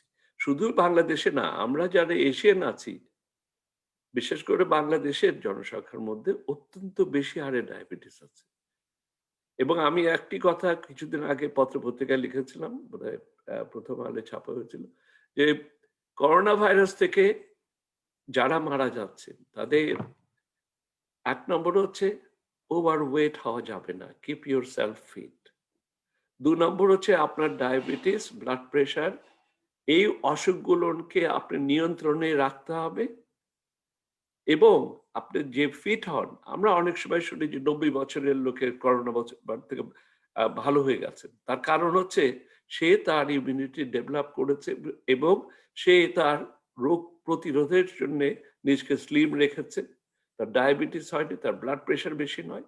এগুলো সব পরস্পরের সঙ্গে সংযুক্ত অসুখ। স্বাস্থ্য ব্যবস্থার এই ব্যাপারটাও সরকারকে, আমাদের সরকার এবং বিরোধী দল সবাইকে এই জিনিসগুলো সতর্ক করতে হবে যে fit people are much better to fight against the corona virus. আর শেষে আমি একটি কথা বলবো, যে আপনারা, হ্যাঁ আমাদের দেশে সবাই বলে এই কথাটি, আমি চিকিৎসা বিজ্ঞানের লোক হিসাবে আমার কাছে একটু মাঝে মাঝে আমার কাছে বাস্তব অবস্থার পরিপ্রেক্ষিতে জানতে ইচ্ছে করে। অনেকে বলে যে আমাদের বিলেতে 50,000 লোক মারা গেছে, আমেরিকায় 2 লক্ষ লোক মারা গেছে, জার্মানিতে মারা গেছে এতজন, ফ্রান্সে এতজন মারা গেছে, স্পেনে মারা গেছে, আর সেই তুলনায় তো আমরা কম, এবং বস্তিবাসীর হচ্ছে না। হয়তো ইমিউনিটি তাদের ডেভেলপ করে আছে, আমি এটার সঠিকভাবে বলতে পারবো না, একমাত্র অ্যান্টিবডি টেস্ট করলে আমরা জানতে পারবো, যে সঠিক অ্যান্টিবডি টেস্ট করলে জানতে পারবো যে তারা ইমিউন কিনা। কিন্তু সেটার তো আমাদের সামর্থ্য নাই যে সবাইকে ইমিউনিটি টেস্ট করানোর জন্য। কাজেই আপনি যখন বলেন যে আমার বস্তিবাসীরা মারা যাচ্ছে না, আমার নিজের যা অভিজ্ঞতা, আমি দেশে যে যেটা দেখেছি, আপনি বস্তিতে কারা বাস করছে? রিলেটিভলি ইয়াং পিপল বাস করছে। আমাদের একজন 60 বছর লোক দেখলেই বলে যে আমি বৃদ্ধ হয়ে গেছি, সে নিজেও বৃদ্ধ মনে করে, আর লোকজন তো বলেই। আর সবচেয়ে নর্থ অফ ইয়েতে কেন বেশি লোক মারা গেছে? লম্বার্ডিতে, নর্থ অফ ইটালিতে বেশি মারা গেছে, তার কারণ ইটালির সবচাইতে বয়োজ্যেষ্ঠ লোকরা থাকে ইয়েতে, লম্বার্ডিতে, নর্থ অফ ইয়েতে। ওটা সবচেয়ে রিচ এলাকা এবং সবচেয়ে বেশি ধনী লোকরা থাকে। হ্যাঁ, আজকে দেখেন আমাদের বাংলাদেশেও দেখেন, যারা খুব জনসংখ্যার সেটাকে আমাদের, সেই জন্য আমি ইন্টারেস্টেড যে কত বয়সের লোক মারা যাচ্ছে, এবং আমাদের বস্তিবাসীদের, আমাদের জনসংখ্যার কতজন 70 এর উপরে। কাজে সেইটা কম্পেয়ার করাটা আমাদের বোধহয় ঠিক নয়। আর যারা মারা যায় তাদের জন্য কিন্তু 100%, তাদের পরিবারের জন্য কিন্তু 100%। কাজে ওই সংখ্যা যে আমার কম আছে তার জন্য কমপ্লেসেন্ট হওয়ার কোনো কারণ নেই। ডেঙ্গুতে মারা যাচ্ছে। এখানে বলছে যে আজকে একটা তথ্য দেখাচ্ছে যে প্রস্টেট ক্যান্সারে বিলেতে প্রতি বছরে 30,000 বয়স্ক লোক মারা যাচ্ছে। তো বলছে তাই যদি মারা যায়, তো তোমার কোভিডে মাত্র 9 জন মারা গেছে। তার জন্য কি আমরা কোভিডের যে মারা যাচ্ছে, করোনা ভাইরাসে মারা যাচ্ছে, সেটাকে ছোট করে দেখবো? অবশ্যই না। বলবে যে প্রস্টেটেই তো অনেক লোক মারা যাচ্ছে প্রস্টেট ক্যান্সারের জন্য, তাহলে তুমি এই কোভিড নিয়ে এত দুশ্চিন্তা করছো কেন? আর পার্টিকুলারলি আমাদের সাংসদ এবং বিরোধী দলে যারা আছেন, আমি আপনাদের ব্যাপারে বেশি শঙ্কিত, কারণ আপনারা সবাই 50 বছরের উপরেই হয়তো হবেন বা কমও হতে পারেন, কিন্তু আপনারা কিন্তু সবচেয়ে সংক্রমিত হওয়ার সবচেয়ে সম্ভাবনা বেশি। তার জন্য যে প্রচারটা, যেটা যে তুমি তোমার পরিজনকে মৃত্যুর মুখে ঠেলে দিও না, এই স্লোগানটা খুবই ক্যাচি হয়েছে আজকে। আজকে সারা বিদেতে এই কথাটাই তোলপাড় করে ফেলেছে, যে ঠিকই তো, আমাদের আমরা আমরা দুজনেই প্রায় 70 বছরের, আমরা স্ত্রী এবং আমি, আমরা আমাদের নিজেদেরকে ফিট রাখার চেষ্টা করি, এবং সঙ্গে সঙ্গে আমি একটা জিনিস, আমার সন্তান না আসতে চায় না, বলে যে আমরা ফ্রন্ট লাইনে কাজ করছি, চিকিৎসক হিসেবে ফ্রন্ট লাইনে কাজ করছি, আমরা আমার হেলথ ডিপার্টমেন্টে কাজ করছি, কাজে আমি তোমাকে সংক্রামিত করতে চাই না, কারণ আমার যদি হওয়ার সম্ভাবনা বেশি, আমি হয়তো বেঁচে যাব কিন্তু তোমাদেরকে বাঁচাবো। এই জিনিসটা কিন্তু আমাদের দেশে খুবই কম চিন্তাধারার এসেছে, এটা খুবই বলতে হবে। আর 2 নম্বর হচ্ছে যে মানুষকে আমি বলেছি যা আল্লাহ বাঁচালে বাঁচবো, আর না হলে মরে যাব, এই যে একটা কথা, যে কথাটি, এটা ধর্মীয় কথা বললে তো লাভ হবে না। অনেকেই যারা ধর্মীয় ভাবে এই জিনিসটা প্রচার করছে, তাদের উদ্দেশ্যে আমি একটি কথা বলবো, যে আপনার যে যে ধর্মেই আছে, আত্মহত্যাটা কিন্তু কেউ পছন্দ করে না। তো আত্মঘাতী হওয়ার তো কোনো মানে হয় না, এটা তো কোনো করে না। এবং সেখানে কিন্তু আমাদের সরকার এবং ইয়েদের, যে যারাই এসব প্রচার করে, যে সমস্ত ধর্মীয় যারা প্রচার করে, তাদেরকে প্রতিরোধ করা দরকার, আসতেই হবে। জানা যায় না দাঁড়ালে পরে আমি তার জন্য ডিসসার্ভিস করছি, বা আমি ওই মৃত্যু ইয়েতে না গেলে পরে, আমার ওই পুজোতে না গেলে আমার এই হবে, তাদেরকে একদম স্ট্রেট ওয়ে কনফ্রন্ট করতে হবে পাবলিকলি। ওই কয়টা ভোট আসবে না আসবে সেগুলো নিয়ে কথা চিন্তা করে তাদেরকে প্রশ্রয় দেওয়ার কোনো অর্থ হয় না। আর আমার যেটা হচ্ছে যে কোভিড এটা চলে যাবে না, এটা সব বিজ্ঞানীরাই একমত যে করোনা ভাইরাস যে চলে যাবে তা না, এটাকে আমরা কেমন করে, যেমন অন্যান্য ফ্লু ভ্যাকসিন ভাইরাসগুলো যায়নি, এটার সঙ্গে মোকাবেলা করে বাঁচার যে প্রচেষ্টা, সেটা ভ্যাকসিন। আর এই কথাটা আমি আবারও বলছি, আমার সেটা মনের কথা আমি বলছি, আমার দেশের সম্পর্কে, আমাদের যতটুকু দেশ সম্পর্কে আমাদের ভালোবাসা চিন্তা আছে, সেটা হচ্ছে যে ভ্যাকসিন আনার আগে রাজনৈতিক চিন্তার চাইতে সবচেয়ে বড় চিন্তাটা হচ্ছে যে সেটা কতটুকু এফেক্টিভ। আমাকে বিনা পয়সায় একজন দিল, দেওয়ার পরে আমি লোককেই করলাম, সেটা বড় কথা না। বড় কথাটা, এবং এখানে সরকারের ইনভেস্ট করতে হবে এবং যেভাবেই হোক সাধারণ মানুষের কাছে পৌঁছে দেওয়ার জন্য, প্রান্তিক মানুষগুলো তাদের কাছে পৌঁছে দেওয়ার জন্য ব্যবস্থাটা নিতে হবে। এটা একমাত্র সরকারের পক্ষেই সম্ভব। আর বিরোধী দল বা যারাই আছেন, এটা আমাদের সবাই একসঙ্গে এটার মোকাবেলা করার জন্য প্রচেষ্টা চালাতে হবে। ধন্যবাদ। হ্যাঁ, ধন্যবাদ জিন্না ভাই, কৃতজ্ঞতা। হ্যাঁ, আপনার অনেক ব্যস্ত মধ্যে আমাদের সময় দেওয়ার জন্য। আমি জানি যে আপনি মানে প্রতিদিন কমপক্ষে অনেকটা আপনি লাইভ করেন বা বলেন, তারপরে আমাদের সময় দেন, কৃতজ্ঞতা জানাচ্ছি আপনাকে।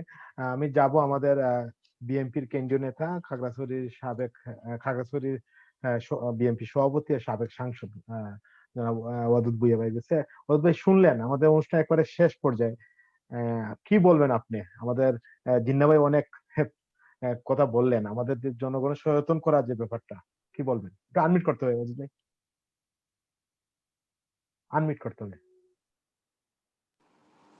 আমি ডাক্তার, সম্মানিত ডাক্তার ডক্টর জিন্না সাহেব না, জি, জিন্না ভাই। আমি ওনার কাছে কৃতজ্ঞতা জানাচ্ছি এবং আমি খুব গর্ববোধ করছি যে আমাদের দেশের একজন ডাক্তার বিলেতে থাকেন, কিন্তু উনি এইভাবে বিষয়গুলোকে রিয়েলাইজেশন করেন এবং ভাবেন আমাদের জন্য বিলেতে থেকেও। সেই জন্য আমি অত্যন্ত ধন্যবাদ জানাচ্ছি ওনাকে। এবং আমি মনে করি যে শুধু আমি না, এই লাইভটা যারাই শুনছে, এই শোটা, সবাই ডাক্তার সাহেবকে দোয়া করবেন এবং ডাক্তার সাহেবের কথা পছন্দ করবেন। আমার খুবই ভালো লেগেছে, আমি খুবই ধন্যবাদ এবং সম্মান জানাচ্ছি ওনাকে, সম্মানিত করছি। ওনার কথার থেকে অনেক কিছু আমি নিজেও শিখেছি। তো আমি এখন যে আমাদের সাংবাদিক ভাইয়ের প্রশ্ন থেকে শুরু করি, তিনি বলেছিলেন যে এই জনসচেতনতার জন্য অথবা মানে করোনার জন্য বাংলাদেশে বিএনপি বা আমরা কি করেছি। হ্যাঁ, আমরা প্রথমত সরকারকে, ডাক্তার সাহেব যেটা একটু আগে বললেন যে সরকারি দল বিরোধী দল সবাই মিলে সম্মিলিতভাবেই কিন্তু এই মানে বিপদ মহামারী মোকাবেলা করতে হবে, আমরা সেটাই ফার্স্ট উপলব্ধি করেছি। উপলব্ধি করে আমরা কিন্তু সরকারকে আহ্বান জানিয়েছি যে আমাদের আসুন, আমরা সব বসে, আমরা সব মিলে জয়েন্টলি আমরা কাজ করি। আপনাদের সাথে আমাদের রাজনৈতিক বিরোধ আছে, থাকবে। আপনারা রাতের ভোটে এমপি হয়েছেন, সেটা নিয়ে আমাদের বিতর্ক আছে। আপনাদেরকে আমরা অবৈধ সরকার বলছি, সেটা নিয়ে আমাদের বিতর্ক আছে। কিন্তু এই মহামারী নিয়ে আমাদের কোনো বিতর্ক নেই। এই মহামারীতে আপনারা অবৈধ হওয়ার পরেও আমরা আপনাদের সাথে কাজ করব। আমাদের মহাসচিব এই কথা বলেছে, আমরা কাজ করব, কিন্তু সরকার আমাদেরকে রিসিভ করে নেই, সম্মিলিতভাবে আমাদের কোনো সহযোগিতা নেওয়ার চেষ্টা করে নেই। তারপরে আমরা নিজেরা নিজেদের উদ্যোগে পাবলিককে সচেতন করার চেষ্টা করলাম, ত্রাণ দেওয়ার চেষ্টা করলাম। আমরা আমাদের চেয়ারপারসন, ভারপ্রাপ্ত চেয়ারম্যান তারেক রহমানের নির্দেশে যে তোমরা তোমাদের লেভেল থেকে, যার যার অবস্থান থেকে তোমরা মানুষের পাশে দাঁড়াও। আমরা অত্যন্ত মানে লো প্রোফাইলে আমরা আমাদের ত্রাণ সামগ্রী পরিচালনা করেছি, মানুষকে সচেতন করেছি। কারণ আমরা হাই প্রোফাইলে করতে পারছি না, এই জন্য যে প্রথমত হলো আমরা তো আজকে 12 বছর 15 বছরে নির্যাতিত হতে হতে ব্যবসা বাণিজ্য সবাই আমরা সাফারার। এর মধ্যেও আমরা যতটুকু পারছি আমরা আমাদের সামর্থ্য অনুযায়ী আমাদের প্রত্যেকটি সংগঠন জনগণের পাশে আমরা দাঁড়িয়েছি। কিন্তু আমাদেরকে ফ্রিলি, ওই যে লো প্রোফাইল বললাম যে এই জন্য যে আমরা ঘোষণা দিয়ে পাবলিকের কাছে যেতে পারিনি। আমাদের কোনো একজন এমপি, কোনো একজন নেতা, কোনো একজন ব্যবসায়ী যদি ঘোষণা দিয়ে যে আগামীকালকে অমুক জায়গায় আমরা ট্রাকে ট্রাকে বিতরণ করব, তখনই সাথে সাথে আমাদের ওই নেতাদেরকে অ্যারেস্ট করছে। বেশি না হলো কয়েকজন, 7-8 জন 10 জনকে অ্যারেস্ট করছে। করার পরে বাকিরা সবাই সংকুচিত হয়ে গেছে। এবং আমাদের অনেক জায়গায় এই যে রিলিফের ত্রাণ যখন আমরা করছি, প্যাকেটজাত করছি, তখন কিন্তু আমাদের ওগুলোকে আটক করা হয়েছে। তারপরে আমরা আমাদের সীমিত পরিসরে আমরা এগুলা আমরা চালিয়ে গেছি, মানুষের পাশে দাঁড়িয়েছি, গরিবদের পাশে যতটুকু পেরেছি দাঁড়িয়েছি। এবং সচেতন করার জন্য আমরা সামাজিক যোগাযোগ মাধ্যম থেকে শুরু করে লাইভ বক্তৃতা আমাদের লেভেল থেকে আমাদের বিএনপির প্রত্যেকটি নেতাকর্মী আমরা মাঠে ময়দানে আমাদের যার যার অবস্থানে মানে মানে কি বলে নিরাপত্তা পরিস্থিতি বজায় রেখে অর্থাৎ লকডাউনকে মেনে অথবা আপনার স্বাস্থ্যবিধি মেনে আমরা কিন্তু জনসচেতনতা আমাদের স্ব এলাকায় যে যেখানে যে অবস্থা আছে আমরা সচেতনতা চালিয়ে গেছি জনগণের কাছে। কিন্তু আমরা তো সীমিত সাধ্যের মধ্যে রিলিফ দিয়েছি যাতে করে পাবলিক ঘরে থাকে, কিন্তু ওয়ার্ল্ড ওয়াইড কিন্তু সব বিভিন্ন দেশ পাবলিককে কিন্তু টাকা দিয়েছে যে তোমরা বের হও না, ঘরে থাকো, তোমাদের খাওয়ার ব্যবস্থা আমরা করছি। আর আমাদের সরকার রিলিফ দিয়েছে। আমাদের সরকারের দেশের এমন কোনো বেসরকারি সরকারি প্রতিষ্ঠান নাই, আনসার বিডিপি অফিস থেকে শুরু করে আমাদের পুলিশ আমাদের বিডিআর সবাই সকল অফিস হাজার হাজার সরকারি বেসরকারি অফিস সরকারকে কিন্তু টাকা দিয়েছে, ডোনেট করেছে। সরকারের নিজে তো তহবিল তো আছেই, আমাদেরকে তো আর কেউ ডোনেট করে নাই, আমরা নিজেরা যা পারছি করছি। সেই মানে লক্ষ হাজার কোটি টাকা ত্রাণ তারা লুটপাট করে ফেলেছে, জনগণ তো পায় নাই। সেই চাল চলে গেছে কোথায়? মাটির তলে। তাদের নেতারা মাটির তলে ঢুকাই ফেলছে। তেল মানে রান্না করার তেল চলে গেছে খাটের নিচে। এটা বলতে বলতে আর এগুলো এখন আর ভাল লাগে না। আপনার ধরেন এই যে ঠিকাদারি, মার্কসের জন্য ঠিকাদার হয়েছে। আপনার ঢাকা বিশ্ববিদ্যালয়ের মানে সহকারী রেজিস্ট্রার একজন সরকারি বা আধা সরকারি প্রতিষ্ঠানের সে কর্মকর্তা, সে কি করে ঠিকাদার হলো? সে ঠিকাদার হয়ে সে কি করলো? বিএসএমএমইউতে মানে সাবেক ফিজি হসপিটালে সে 17 কোটি টাকার মতো আপনার টেন্ডার দিয়ে দিল। সব 2 নম্বর মার্কস। চায়নার একটা গুরুত্বপূর্ণ কোম্পানি সিল মেরে 2 নম্বর ভেজাল মার্কস সরবরাহ করে দিয়ে দিল, যার কারণে এই ভেজাল সামগ্রী শুরু থেকেই কিন্তু আপনার টেন্ডার শুরু হয়ে গেছে। একদম মানে শুরুতে যখন টেন্ডার নেয় স্বাস্থ্যমন্ত্রী এবং তৎকালীন স্বাস্থ্য অধিদপ্তরের ডিজি যিনি চলে গেছেন, তো মন্ত্রীর ছেলে আর ডিজি মিলে যৌথভাবে একটা কারচুপি করে মানে দুর্নীতির আশ্রয় নিয়ে তারা করলো কি, এত বেশি লো গ্রেডের মাস্ক নিল, পিপি নিল, ডাক্তারই মরে গেল। আপনার ডাক্তারদের নার্স মরে গেল, নার্সরা বেশিরভাগ এফেক্টেড হয়ে গেল, সিস্টার এফেক্টেড হয়ে গেল। কারণ ওই মাস্ক তো প্রোটেকশন দিতে পারে না, কারণ তো সেটা তো 2 নম্বর মাস্ক, সেই মাস্ক তো একটা গন্ধও আটকাতে পারে না।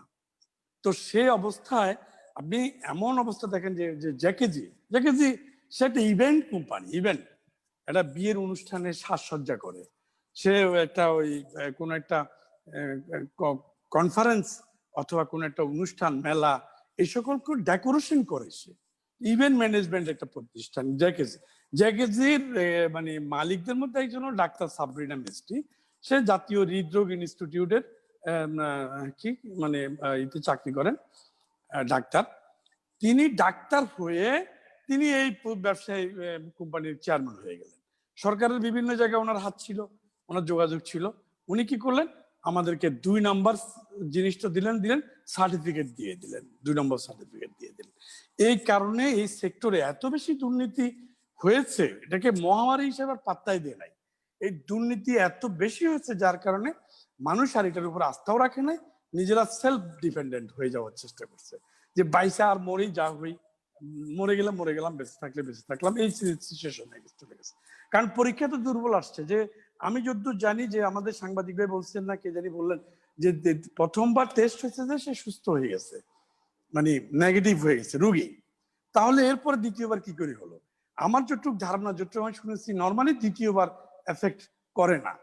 তো আমার মনে হচ্ছে যে আমাদের দেশের টেস্ট গুলো এত বেশি 2 নম্বর ছিল যে, বা ভুল ছিল যে টেস্ট নির্ভুল ছিল না। ওই রুগীকে যে নেগেটিভ দিয়েছে সে কিন্তু আসলে নেগেটিভ রিপোর্টটা সঠিক ছিল না। ওই রুগী জানতো না যে তার যে রোগটা আছে, কিন্তু তাকে তো রিপোর্ট দিয়ে দিয়েছে নেগেটিভ। কারণ ভুল রিপোর্টটা আমাদের দেশে হচ্ছে, যার কারণে ওই রুগীর দ্বিতীয়বার হয়েছে বলছে, আসলে দ্বিতীয়বার হয়নি, ওটা চলমান ছিল, রানিং ছিল। অনেকে বলছে যে দ্বিতীয়বার টেস্ট করার পরে তৃতীয়বারের সময় মারা গেছে। আমাদের দেশে এমন রোগী আছে, ডাক্তার সাহেবের অবগতির জন্য বলছি। দ্বিতীয়বার মানে করোনা নেগেটিভ আসছে, দ্বিতীয়বার করোনা নেগেটিভ আসার পরেও রোগী মারা গেছে। তাহলে কি দাঁড়ালো? আমাদের দেশের সরকারের অবহেলা, দুর্নীতি, নৈরাজ্য, নৈরাশ্যবাদিতা। যে এমপি সাহেব, একজন সরকার দলের এমপি সাহেব, উনি একটু আগে বললেন, এটা কথা হলো যে আল্লাহর উপরে ছেড়ে দিয়েছি, যে আল্লাহ বাঁচাইলে বাঁচাইলো, মরলে মরলাম। আর আল্লাহ তো স্বয়ং বলেছে, রসুলই তো বলেছেন, তুমি আমি চিকিৎসা দিয়েছি, আমি রোগের ওষুধের ব্যবস্থা করেছি, তুমি সচেতন থাকো, তুমি চিকিৎসা নাও, আমি তো তোমার আছি, কিন্তু আমার উপর আশা করে তুমি বসে থাকবে না, তুমি তোমার জীবন বাঁচানোর জন্য তোমাকে চেষ্টা করতে হবে। অতএব সেখানে গভর্নমেন্ট যদি এই কথা বলে, আল্লাহ কি করে, গভর্নমেন্টের এমপি যদি এই কথা বলে যে আল্লাহ যা করে করে, মরলে মরলাম, বাঁচতে পারবো, এটা তো একটা মানে যার জ্ঞানহীন, যার জ্ঞান নাই, যার, আমি অশিক্ষিত বলবো না, আমি বলবো যে তার জ্ঞানের অভাব। মানে শিক্ষিত বললে যে এমএ পাস করলে যে শিক্ষিত হয়ে যায়, এটাও ঠিক না, আবার লেখাপড়া না জানলে যে, না করলে যে শিক্ষিত না, তাও ঠিক না। জ্ঞানের অভাব, তারাও তো এই কথা বলতে পারে যে আল্লাহ বাঁচালে বাঁচতাম না, বাঁচতে। কিন্তু আমাদের দেশে কিন্তু কিছু লোক রাগ করে বলছে, এটা কথাটা অভিমান করে বলছে, অভিমান। আর কি করা, বাঁচতেই যখন পারবো না, খেতে যখন পারবো না, পরিবার চালাতে পারবো না, এই পেটে ভাত দিতে পারবো না, বাচ্চার মুখে অন্ন দিতে পারবো না, তো আমাকে তো বের হতে হবে, রিস্ক নিতে হবে। তত আল্লাহ বাঁচাইলে বাঁচাইলো, না বাঁচাইলো না, এটা এক শ্রেণী বলছে। এক শ্রেণী কিন্তু রাগ করে, অভিমান করে বলছে, যেহেতু সরকারের কাছে কোনো আশ্রয় পাচ্ছে না, অনেক টাকা দিয়ে বেসরকারি খাতে যে কোভিড টেস্টের যে ব্যবস্থা করলো, সেখানে চরম দুর্নীতি। যে আপনার কোভিড নাই, দিয়ে দিচ্ছে আপনাকে পজিটিভ, আপনার কোভিড আছে, দিয়ে দিচ্ছে নেগেটিভ। তো তাহলে মানুষ কোথায় যাবে? সরকারি জায়গাও পাচ্ছে না, সিরিয়াল পাচ্ছে না, সরকারের বুথ খোলে নাই, আর বেসরকারি কিছু খুলেছে অনেক দেরিতে, সেখানে দুর্নীতির আখড়া।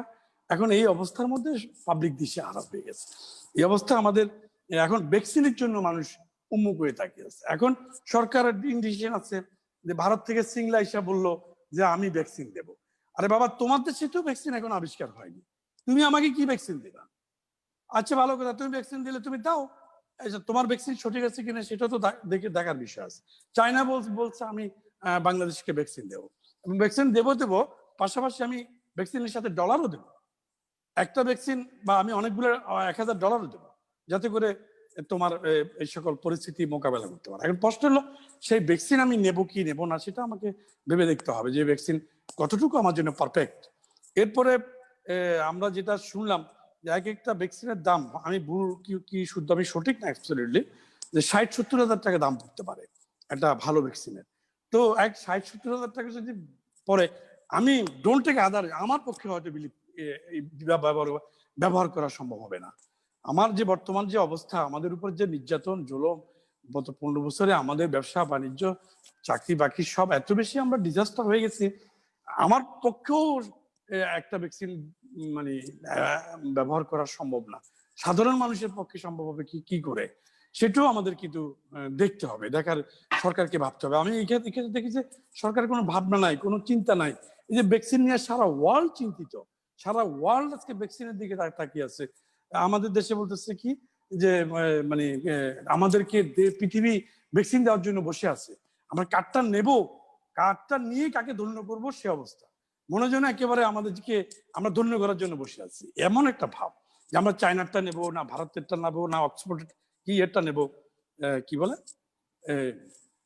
কি ইউনিভার্সিটি আপনার অক্সফোর্ড, ডাক্তার সাহেব বলতে পারবেন, একটা ইউনিভার্সিটি বের করেছে তো, অক্সফোর্ড। আমরা কি অক্সফোর্ডেরটা নেব নাকি আমরা কি বলে যে কি ইয়েটা নেব, চায়নারটা নেব না, ভারতের সিংলা দৌড়া এসে বলতেছে, আজকেও সিংলা বলেছে যে আমরা দিতে প্রস্তুত। আরে বাবা, আপনার দেশে তো কোনো আবিষ্কারই হয়নি। এরপরে আমাদের বাংলাদেশে হঠাৎ করে বলে উঠলো কি গ্লোবাল ম্যাট গ্লোবেট বলে উঠলো যে আমরা ইউরেকা আমরা পেয়ে গেছি। কোথায় গেল সেই ম্যাট গ্লোবেট? আমাদের বাংলাদেশে যদি সত্যি ভ্যাকসিন আবিষ্কার হয়, তাহলে আমি কেন 70,000 টাকা দিয়ে ভ্যাকসিন কিনবো? আমি কেন ভারতেরটা নেবো? আমি কেন চায়নারটা নেবো? আমরা বাংলাদেশেরটা কোথায়? কারণ আমার বাংলাদেশের কোম্পানি, এই যে মালিক, ওই কোম্পানির মালিক হলো একজন এমপি, আওয়ামী লীগের একজন এমপি। তো কি গ্লোব বায়োটিক যে ঘোষণাটা দিল ডাক্তার সাহেব, জানেন কিনা আমি জানি না, এমন ভাবে ঘোষণা দিল সেদিন তো কেঁদে অস্থির। আমাদের যে ঘোষণা দিলেন একেবারে মিডিয়ার সামনে লাইভে কেঁদে চোখের পানি ফেলে অস্থির, যে ইউরেকা, আমরা গরিব দেশ, আমরা এরকম একটা কিছু বানাই ফেলছি। কিন্তু এখন আর সাড়াও নাই, শব্দও নাই। এটা মেসেজ তো দেওয়া দরকার যে আমরা প্রক্রিয়া আছি অথবা আমরা নাই। এটাও কিন্তু সরকার পাবলিকের সাথে একটা প্রতারণা করেছে, একটা ফাইদামি করেছে। কি পাবলিকের একটু সামটাইম ক্যামফ্ল্যাক্স করছে যে হ্যাঁ আমি কিছু একটা করতেছি, যেটা আমেরিকাতে হচ্ছে। আমেরিকাতে এখন ভ্যাকসিনকে জনগণ বিশ্বাস করছে না, বিরোধী দল বিশ্বাস করছে না। যে বলছে যে এটা মানে ট্রাম্প নির্বাচনে ট্রাম্প মারার জন্য, ট্রাম্প মানে কার্ড খেলার জন্য, ট্রাম্পের ট্রাম্প কার্ড মারার জন্য ভ্যাকসিন বাইর করতেছে, ভুয়া ভ্যাকসিন বাইর করতেছে। এরকম একটা কনসেপ্ট আমেরিকার জনগণের মধ্যে এখন দাঁড়িয়েছে। বিরোধী দলও বলছে যে আমরা ট্রাম্পের এইসব কথা বিশ্বাস করি না, আমরা যে ডাক্তার সাহেব বলেছেন আমরা বিজ্ঞানীদের কথা বিশ্বাস করি। এখন প্রশ্ন হলো ট্রাম্প সেখানে একটা রাজনীতি করছে, আমাদের দেশের সরকার আমাদের সাথে একটা রাজনীতি করলো। কি রাজনীতি করলো? যে আমি কিন্তু বসে নাই, তোমাদের জন্য আমি জীবন দিয়ে ফেলতেছি। সেই জন্য ওনার এমপির যে কোম্পানি মানে গ্লোব বায়োটিক, সেই কোম্পানিকে দিয়ে ঘোষণা দিল যে আমরা বাংলাদেশে আবিষ্কার করে ফেলেছি, যখন পৃথিবীর উন্নত দেশ ঘোষণা করতে পারে নাই। সেই মুহূর্তে বাংলাদেশ ঘোষণা করে আমাদেরকে একটা মানে ক্যামোফ্ল্যাক্স, আমাদের সাথে একটু এক ধরনের মিথ্যার আশ্রয় নিয়ে আমাদেরকে হিপনোটাইজ করার চেষ্টা করেছে। আজকে বিবৃতি দেখ তারা, তাদের স্টেপ বাই স্টেপ তাদের কোন স্টেজে আছে, তারা কেন সেটা দেয় না। অতএব তারা দুর্নীতি করে আমাদের পিপি দুর্বল এনে আমাদের ডাক্তার মেরে ফেলেছে, আমাদের মাস্ক আজকে জনগণ ব্যবহার করে কোনো লাভ নাই। বাজারে যে মাস্ক সব ভুয়া মাস্ক, একটা মাস্ক আপনি পাবেন না যে ভালো একটা মাস্ক। সাধারণ কাপড় দিয়ে গার্মেন্টস কোম্পানিরা আপনার বাজার ছয়লাভ করে ফেলছে, সাধারণ কাপড় দিয়ে মাস্ক বানিয়ে আপনার বাজার ভর্তি মাস্ক, মনে হয় কি সুন্দর মাস্ক, একটাও স্বাস্থ্যসম্মত না, একটা ভাইরাস প্রোটেক্ট করার মতো না। তাও মিনিমাম যেটা আছে সেটা হলো আপনার এই যে প্রবাস দর্পণের পেছনে ব্যাকগ্রাউন্ডে যে ইয়েটা দেখানো হয়েছে মাস্কটা, সার্জিক্যাল মাস্ক, এটা কিছুটা ভালো আছে বাংলাদেশে, কিন্তু এটাও এখন এমন অবস্থা হয়েছে আমি 2 বার কিনেছি দোকান থেকে, ওগুলো ভুয়া। মানে এটা রং একই রকম, আপনার ডিজাইন একই রকম, মানে কিন্তু ওটা আগে যে এক সময় ভাইরাসের আগে যে এটা ছিল বাজারে সার্জিক্যাল মাস্ক, সেই মাস্কটা এখন নাকি ফ্যাসফ্যাসে এটা ইয়ের মতো, মানে ফ্যাসফ্যাসে, এটা সুতাও না, এটা পেপারও না, এটা সিনথেটিক টাইপের। তাহলে কি দাঁড়ালো? যদি আপনার একটা পেপারের মাস্কও হইতো, এই সার্জিক্যাল মাস্ক যেটা আমরা ব্যবহার করেছি বাংলাদেশে আগে, এটাকে বিশ্বাস করা যায়, সেটাও আজকে আমাদের নির্ভরযোগ্যতা নাই। তো আমরা কি নিয়ে বাঁচবো? আমাদের সরকার একেবারে, আমাদের সরকার একদম উদাসীন। এই করোনা নিয়ে বিশাল দুর্নীতি করেছে সরকারি, হাজার হাজার কোটি টাকায় সরকার তার লোকজনকে দিয়ে দুর্নীতি করেছে, করোনা দিয়ে মানুষ মেরে ফেলেছে দুর্নীতি করতে গিয়ে। করোনাকে পর্যন্ত তারা রেহাই দেয় নাই, মহামারীকে পর্যন্ত তারা দুর্নীতি করতে গিয়ে, দুর্নীতি করার জন্য তারা এটা করেছে। একজনকে তারা ভালোভাবে শাস্তি দেয় নাই, তারা প্রশ্রয় দিয়েছে। তারা, আপনি যে ঢাকা ইউনিভার্সিটির যে বললাম যে সে ছাত্রলীগের সাথে জড়িত ছিল, সহকারী ফক্টর, সে কি করে 17 কোটি টাকার মাস্ক, 2 নম্বর মাস্ক সে সরবরাহ করে? আপনি কোথায় যাবেন? এই সরকার তাদেরকে প্রশ্রয় দিয়েছে, এই সরকারের দুর্নীতিতে নিমজ্জিত ছিল। মন্ত্রী কি করে এই অর্থ ব্যর্থ একটা আপনার স্বাস্থ্যমন্ত্রী, যে স্বাস্থ্য সম্বন্ধে নলেজ নেই, যার কোনো রকমের ধারণা নাই, সে কোথা থেকে হঠাৎ করে উদাও হয়, তার কোনো খবর নেই। কোনো একটা হসপিটাল ভিজিট করতে তাকে দেখা যায় না, কোনো একটা রুগীকে ভিজিট করতে দেখা যায় না। আজকে আশ্চর্য হবেন যে মসজিদ, যে নারায়ণগঞ্জে যে মসজিদ হয়েছে, সেখানে স্বাস্থ্যমন্ত্রী ভিজিট করতে যায়নি। আমাদের যে বড় বড় দুর্ঘটনাগুলো ঘটলো, একটা তো স্বাস্থ্যমন্ত্রী ভিজিট করতে যায়নি, অথচ মৃত্যুর সাথে স্বাস্থ্যের সাথে স্বাস্থ্যমন্ত্রী সম্পর্কিত। আজকে মসজিদে লোক মারা গেল তিতাসের দোষে, আর মন্ত্রীরা কি বলতেছে যে এটা মসজিদের দোষে, মসজিদ কারা বানাইছে, কেমনে বানাইছে, কি করছে। তিতাস যে একটা 2 নম্বর দুর্নীতিবাজ প্রতিষ্ঠান, সেটা শাসন না করে, যারা মারা গেল তাদের জন্য শোক প্রকাশ না করে, মন্ত্রীরা উঠে পড়ে লাগছে যে বিদ্যুৎ সংযোগ কিভাবে হয়েছে। বিদ্যুৎ প্রতিমন্ত্রী বললো যে মসজিদে বিদ্যুৎ সংযোগ কিভাবে হইলো, এটা আগে খবর নাও, এই মসজিদ বানাইছে কারা, এটা আগে খবর নাও। বাবা, সেটা পরে নাও, আগে এই যে দুর্নীতি ঘটলো কেমনে ঘটলো।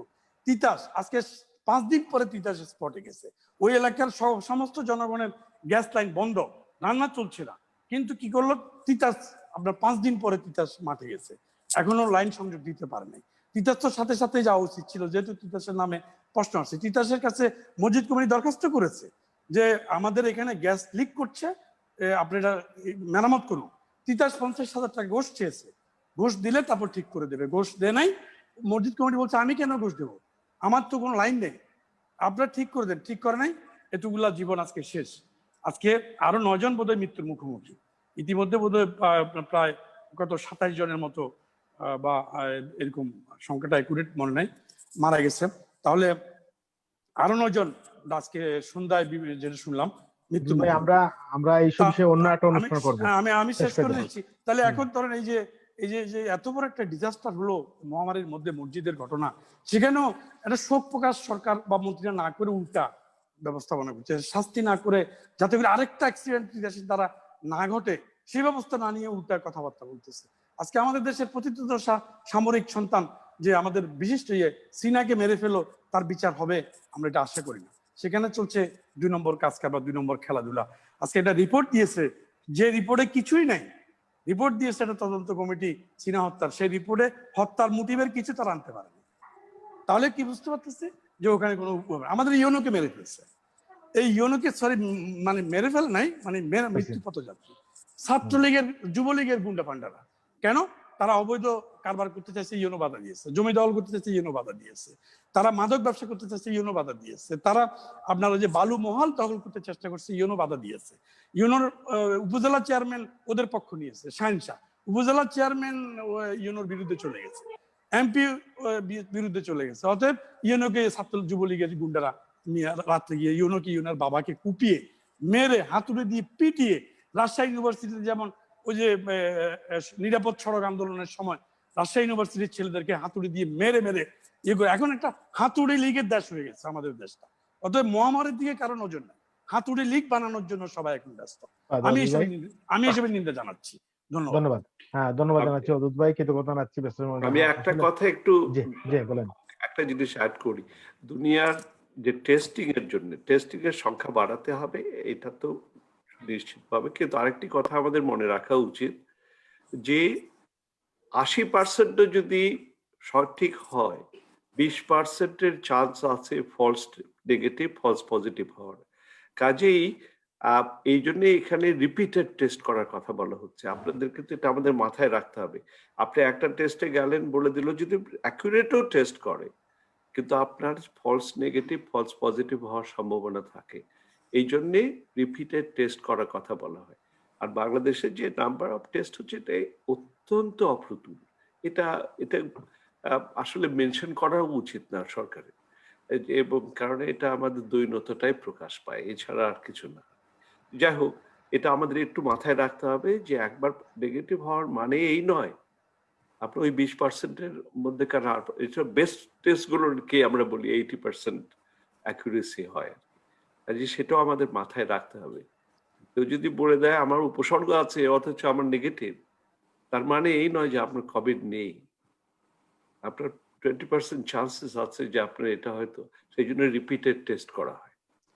এবং আমাদের দেশে তো লোক টেস্ট করতেই ইন্টারেস্টেড না, এখন আর টেস্ট করছে না, আগ্রহী না, টেস্ট করবেই না। বুঝতে পেরেছি, এটা অর্থনৈতিক ব্যাপারও আছে, প্লাস হচ্ছে বিশ্বাসযোগ্যতা না, যেমন আছে, ধরেন প্লাস হচ্ছে সোশ্যাল স্টিগমা আছে, সোশ্যাল রাইট স্টিগমাটা, হ্যাঁ সেটা রাইট। এবং আমার তো টেস্ট করার সামর্থ্য আছে, আমার নিজেরই আগ্রহ নাই, এটা কথার কথা, এটা তো অন্যায় কথা। আমার মতো সচেতন একটা লোক যদি টেস্ট করার আগ্রহ হারাই ফেলে, টেস্ট করার আগ্রহ আমাদের পাবলিক টোটালি নেই, কারণ সরকার সেদিকে নিয়ে গেছে মানুষকে, মানুষ এখন ধন্যবাদ। আগ্রহ হারাই ফেলছে। ধন্যবাদ জিন্না ভাই, ধন্যবাদ অদূত ভাই। আসলে আমাদের মাননীয় সংসদ সদস্য রতন ভাই আমাদের ইন্টারনেটের কারণে উনি সংযুক্ত হতে পারেন নাই। প্রথম দিকে ছিলেন, হঠাৎ করে ইন্টারনেট ওনার খারাপ হয়ে যাওয়ার কারণে সংযুক্ত হতে পারেন। সরকার তো ভালো ইন্টারনেট দিচ্ছে, ডিজিটাল করছে দেশ, তাহলে আমাদের এমপি সাহেব যদি ইন্টারনেটের কারণে সংযুক্ত না হতে পারে, তাহলে কিসের ডিজিটালের দেশ করলো বাংলাদেশ? ধন্যবাদ জানাচ্ছি। আমাদের উগান্ডায় তো লাইন পাওয়া যায়, উগান্ডায় লাইন পাওয়া যায়। আজকে আমার অনুষ্ঠানে যারা এসেছেন সবাই কৃতজ্ঞতা প্রকাশ করছি, এবং আগামীকাল অনুষ্ঠান বাংলাদেশ সময় রাত 9টা, ইকুশে বিকাল 4টা। এবং আজকে আমাদের এই আলোচনা সভায় আজকে অনেক তথ্য বেড়ে আসছে, বিশেষ করে জনগণের সচেতন করতে হবে, বিশেষ করে বাংলাদেশের মানুষ, এবং কোভিড-19 থেকে বাঁচতে হলে সচেতনতার বিকল্প নেই, সেদিকে সবার দৃষ্টি আকর্ষণ করছি আমি, এবং বিশেষ করে আমাদের অনেক দর্শক রয়েছেন লাইনে, এবং সবাই কৃতজ্ঞতা নিয়ে আগামীকাল অনুষ্ঠান থেকে আমন্ত্রণ জানিয়ে আমাদের অনুষ্ঠান শেষ। সবাই ভালো থাকবেন, সুস্থ থাকবেন। ধন্যবাদ।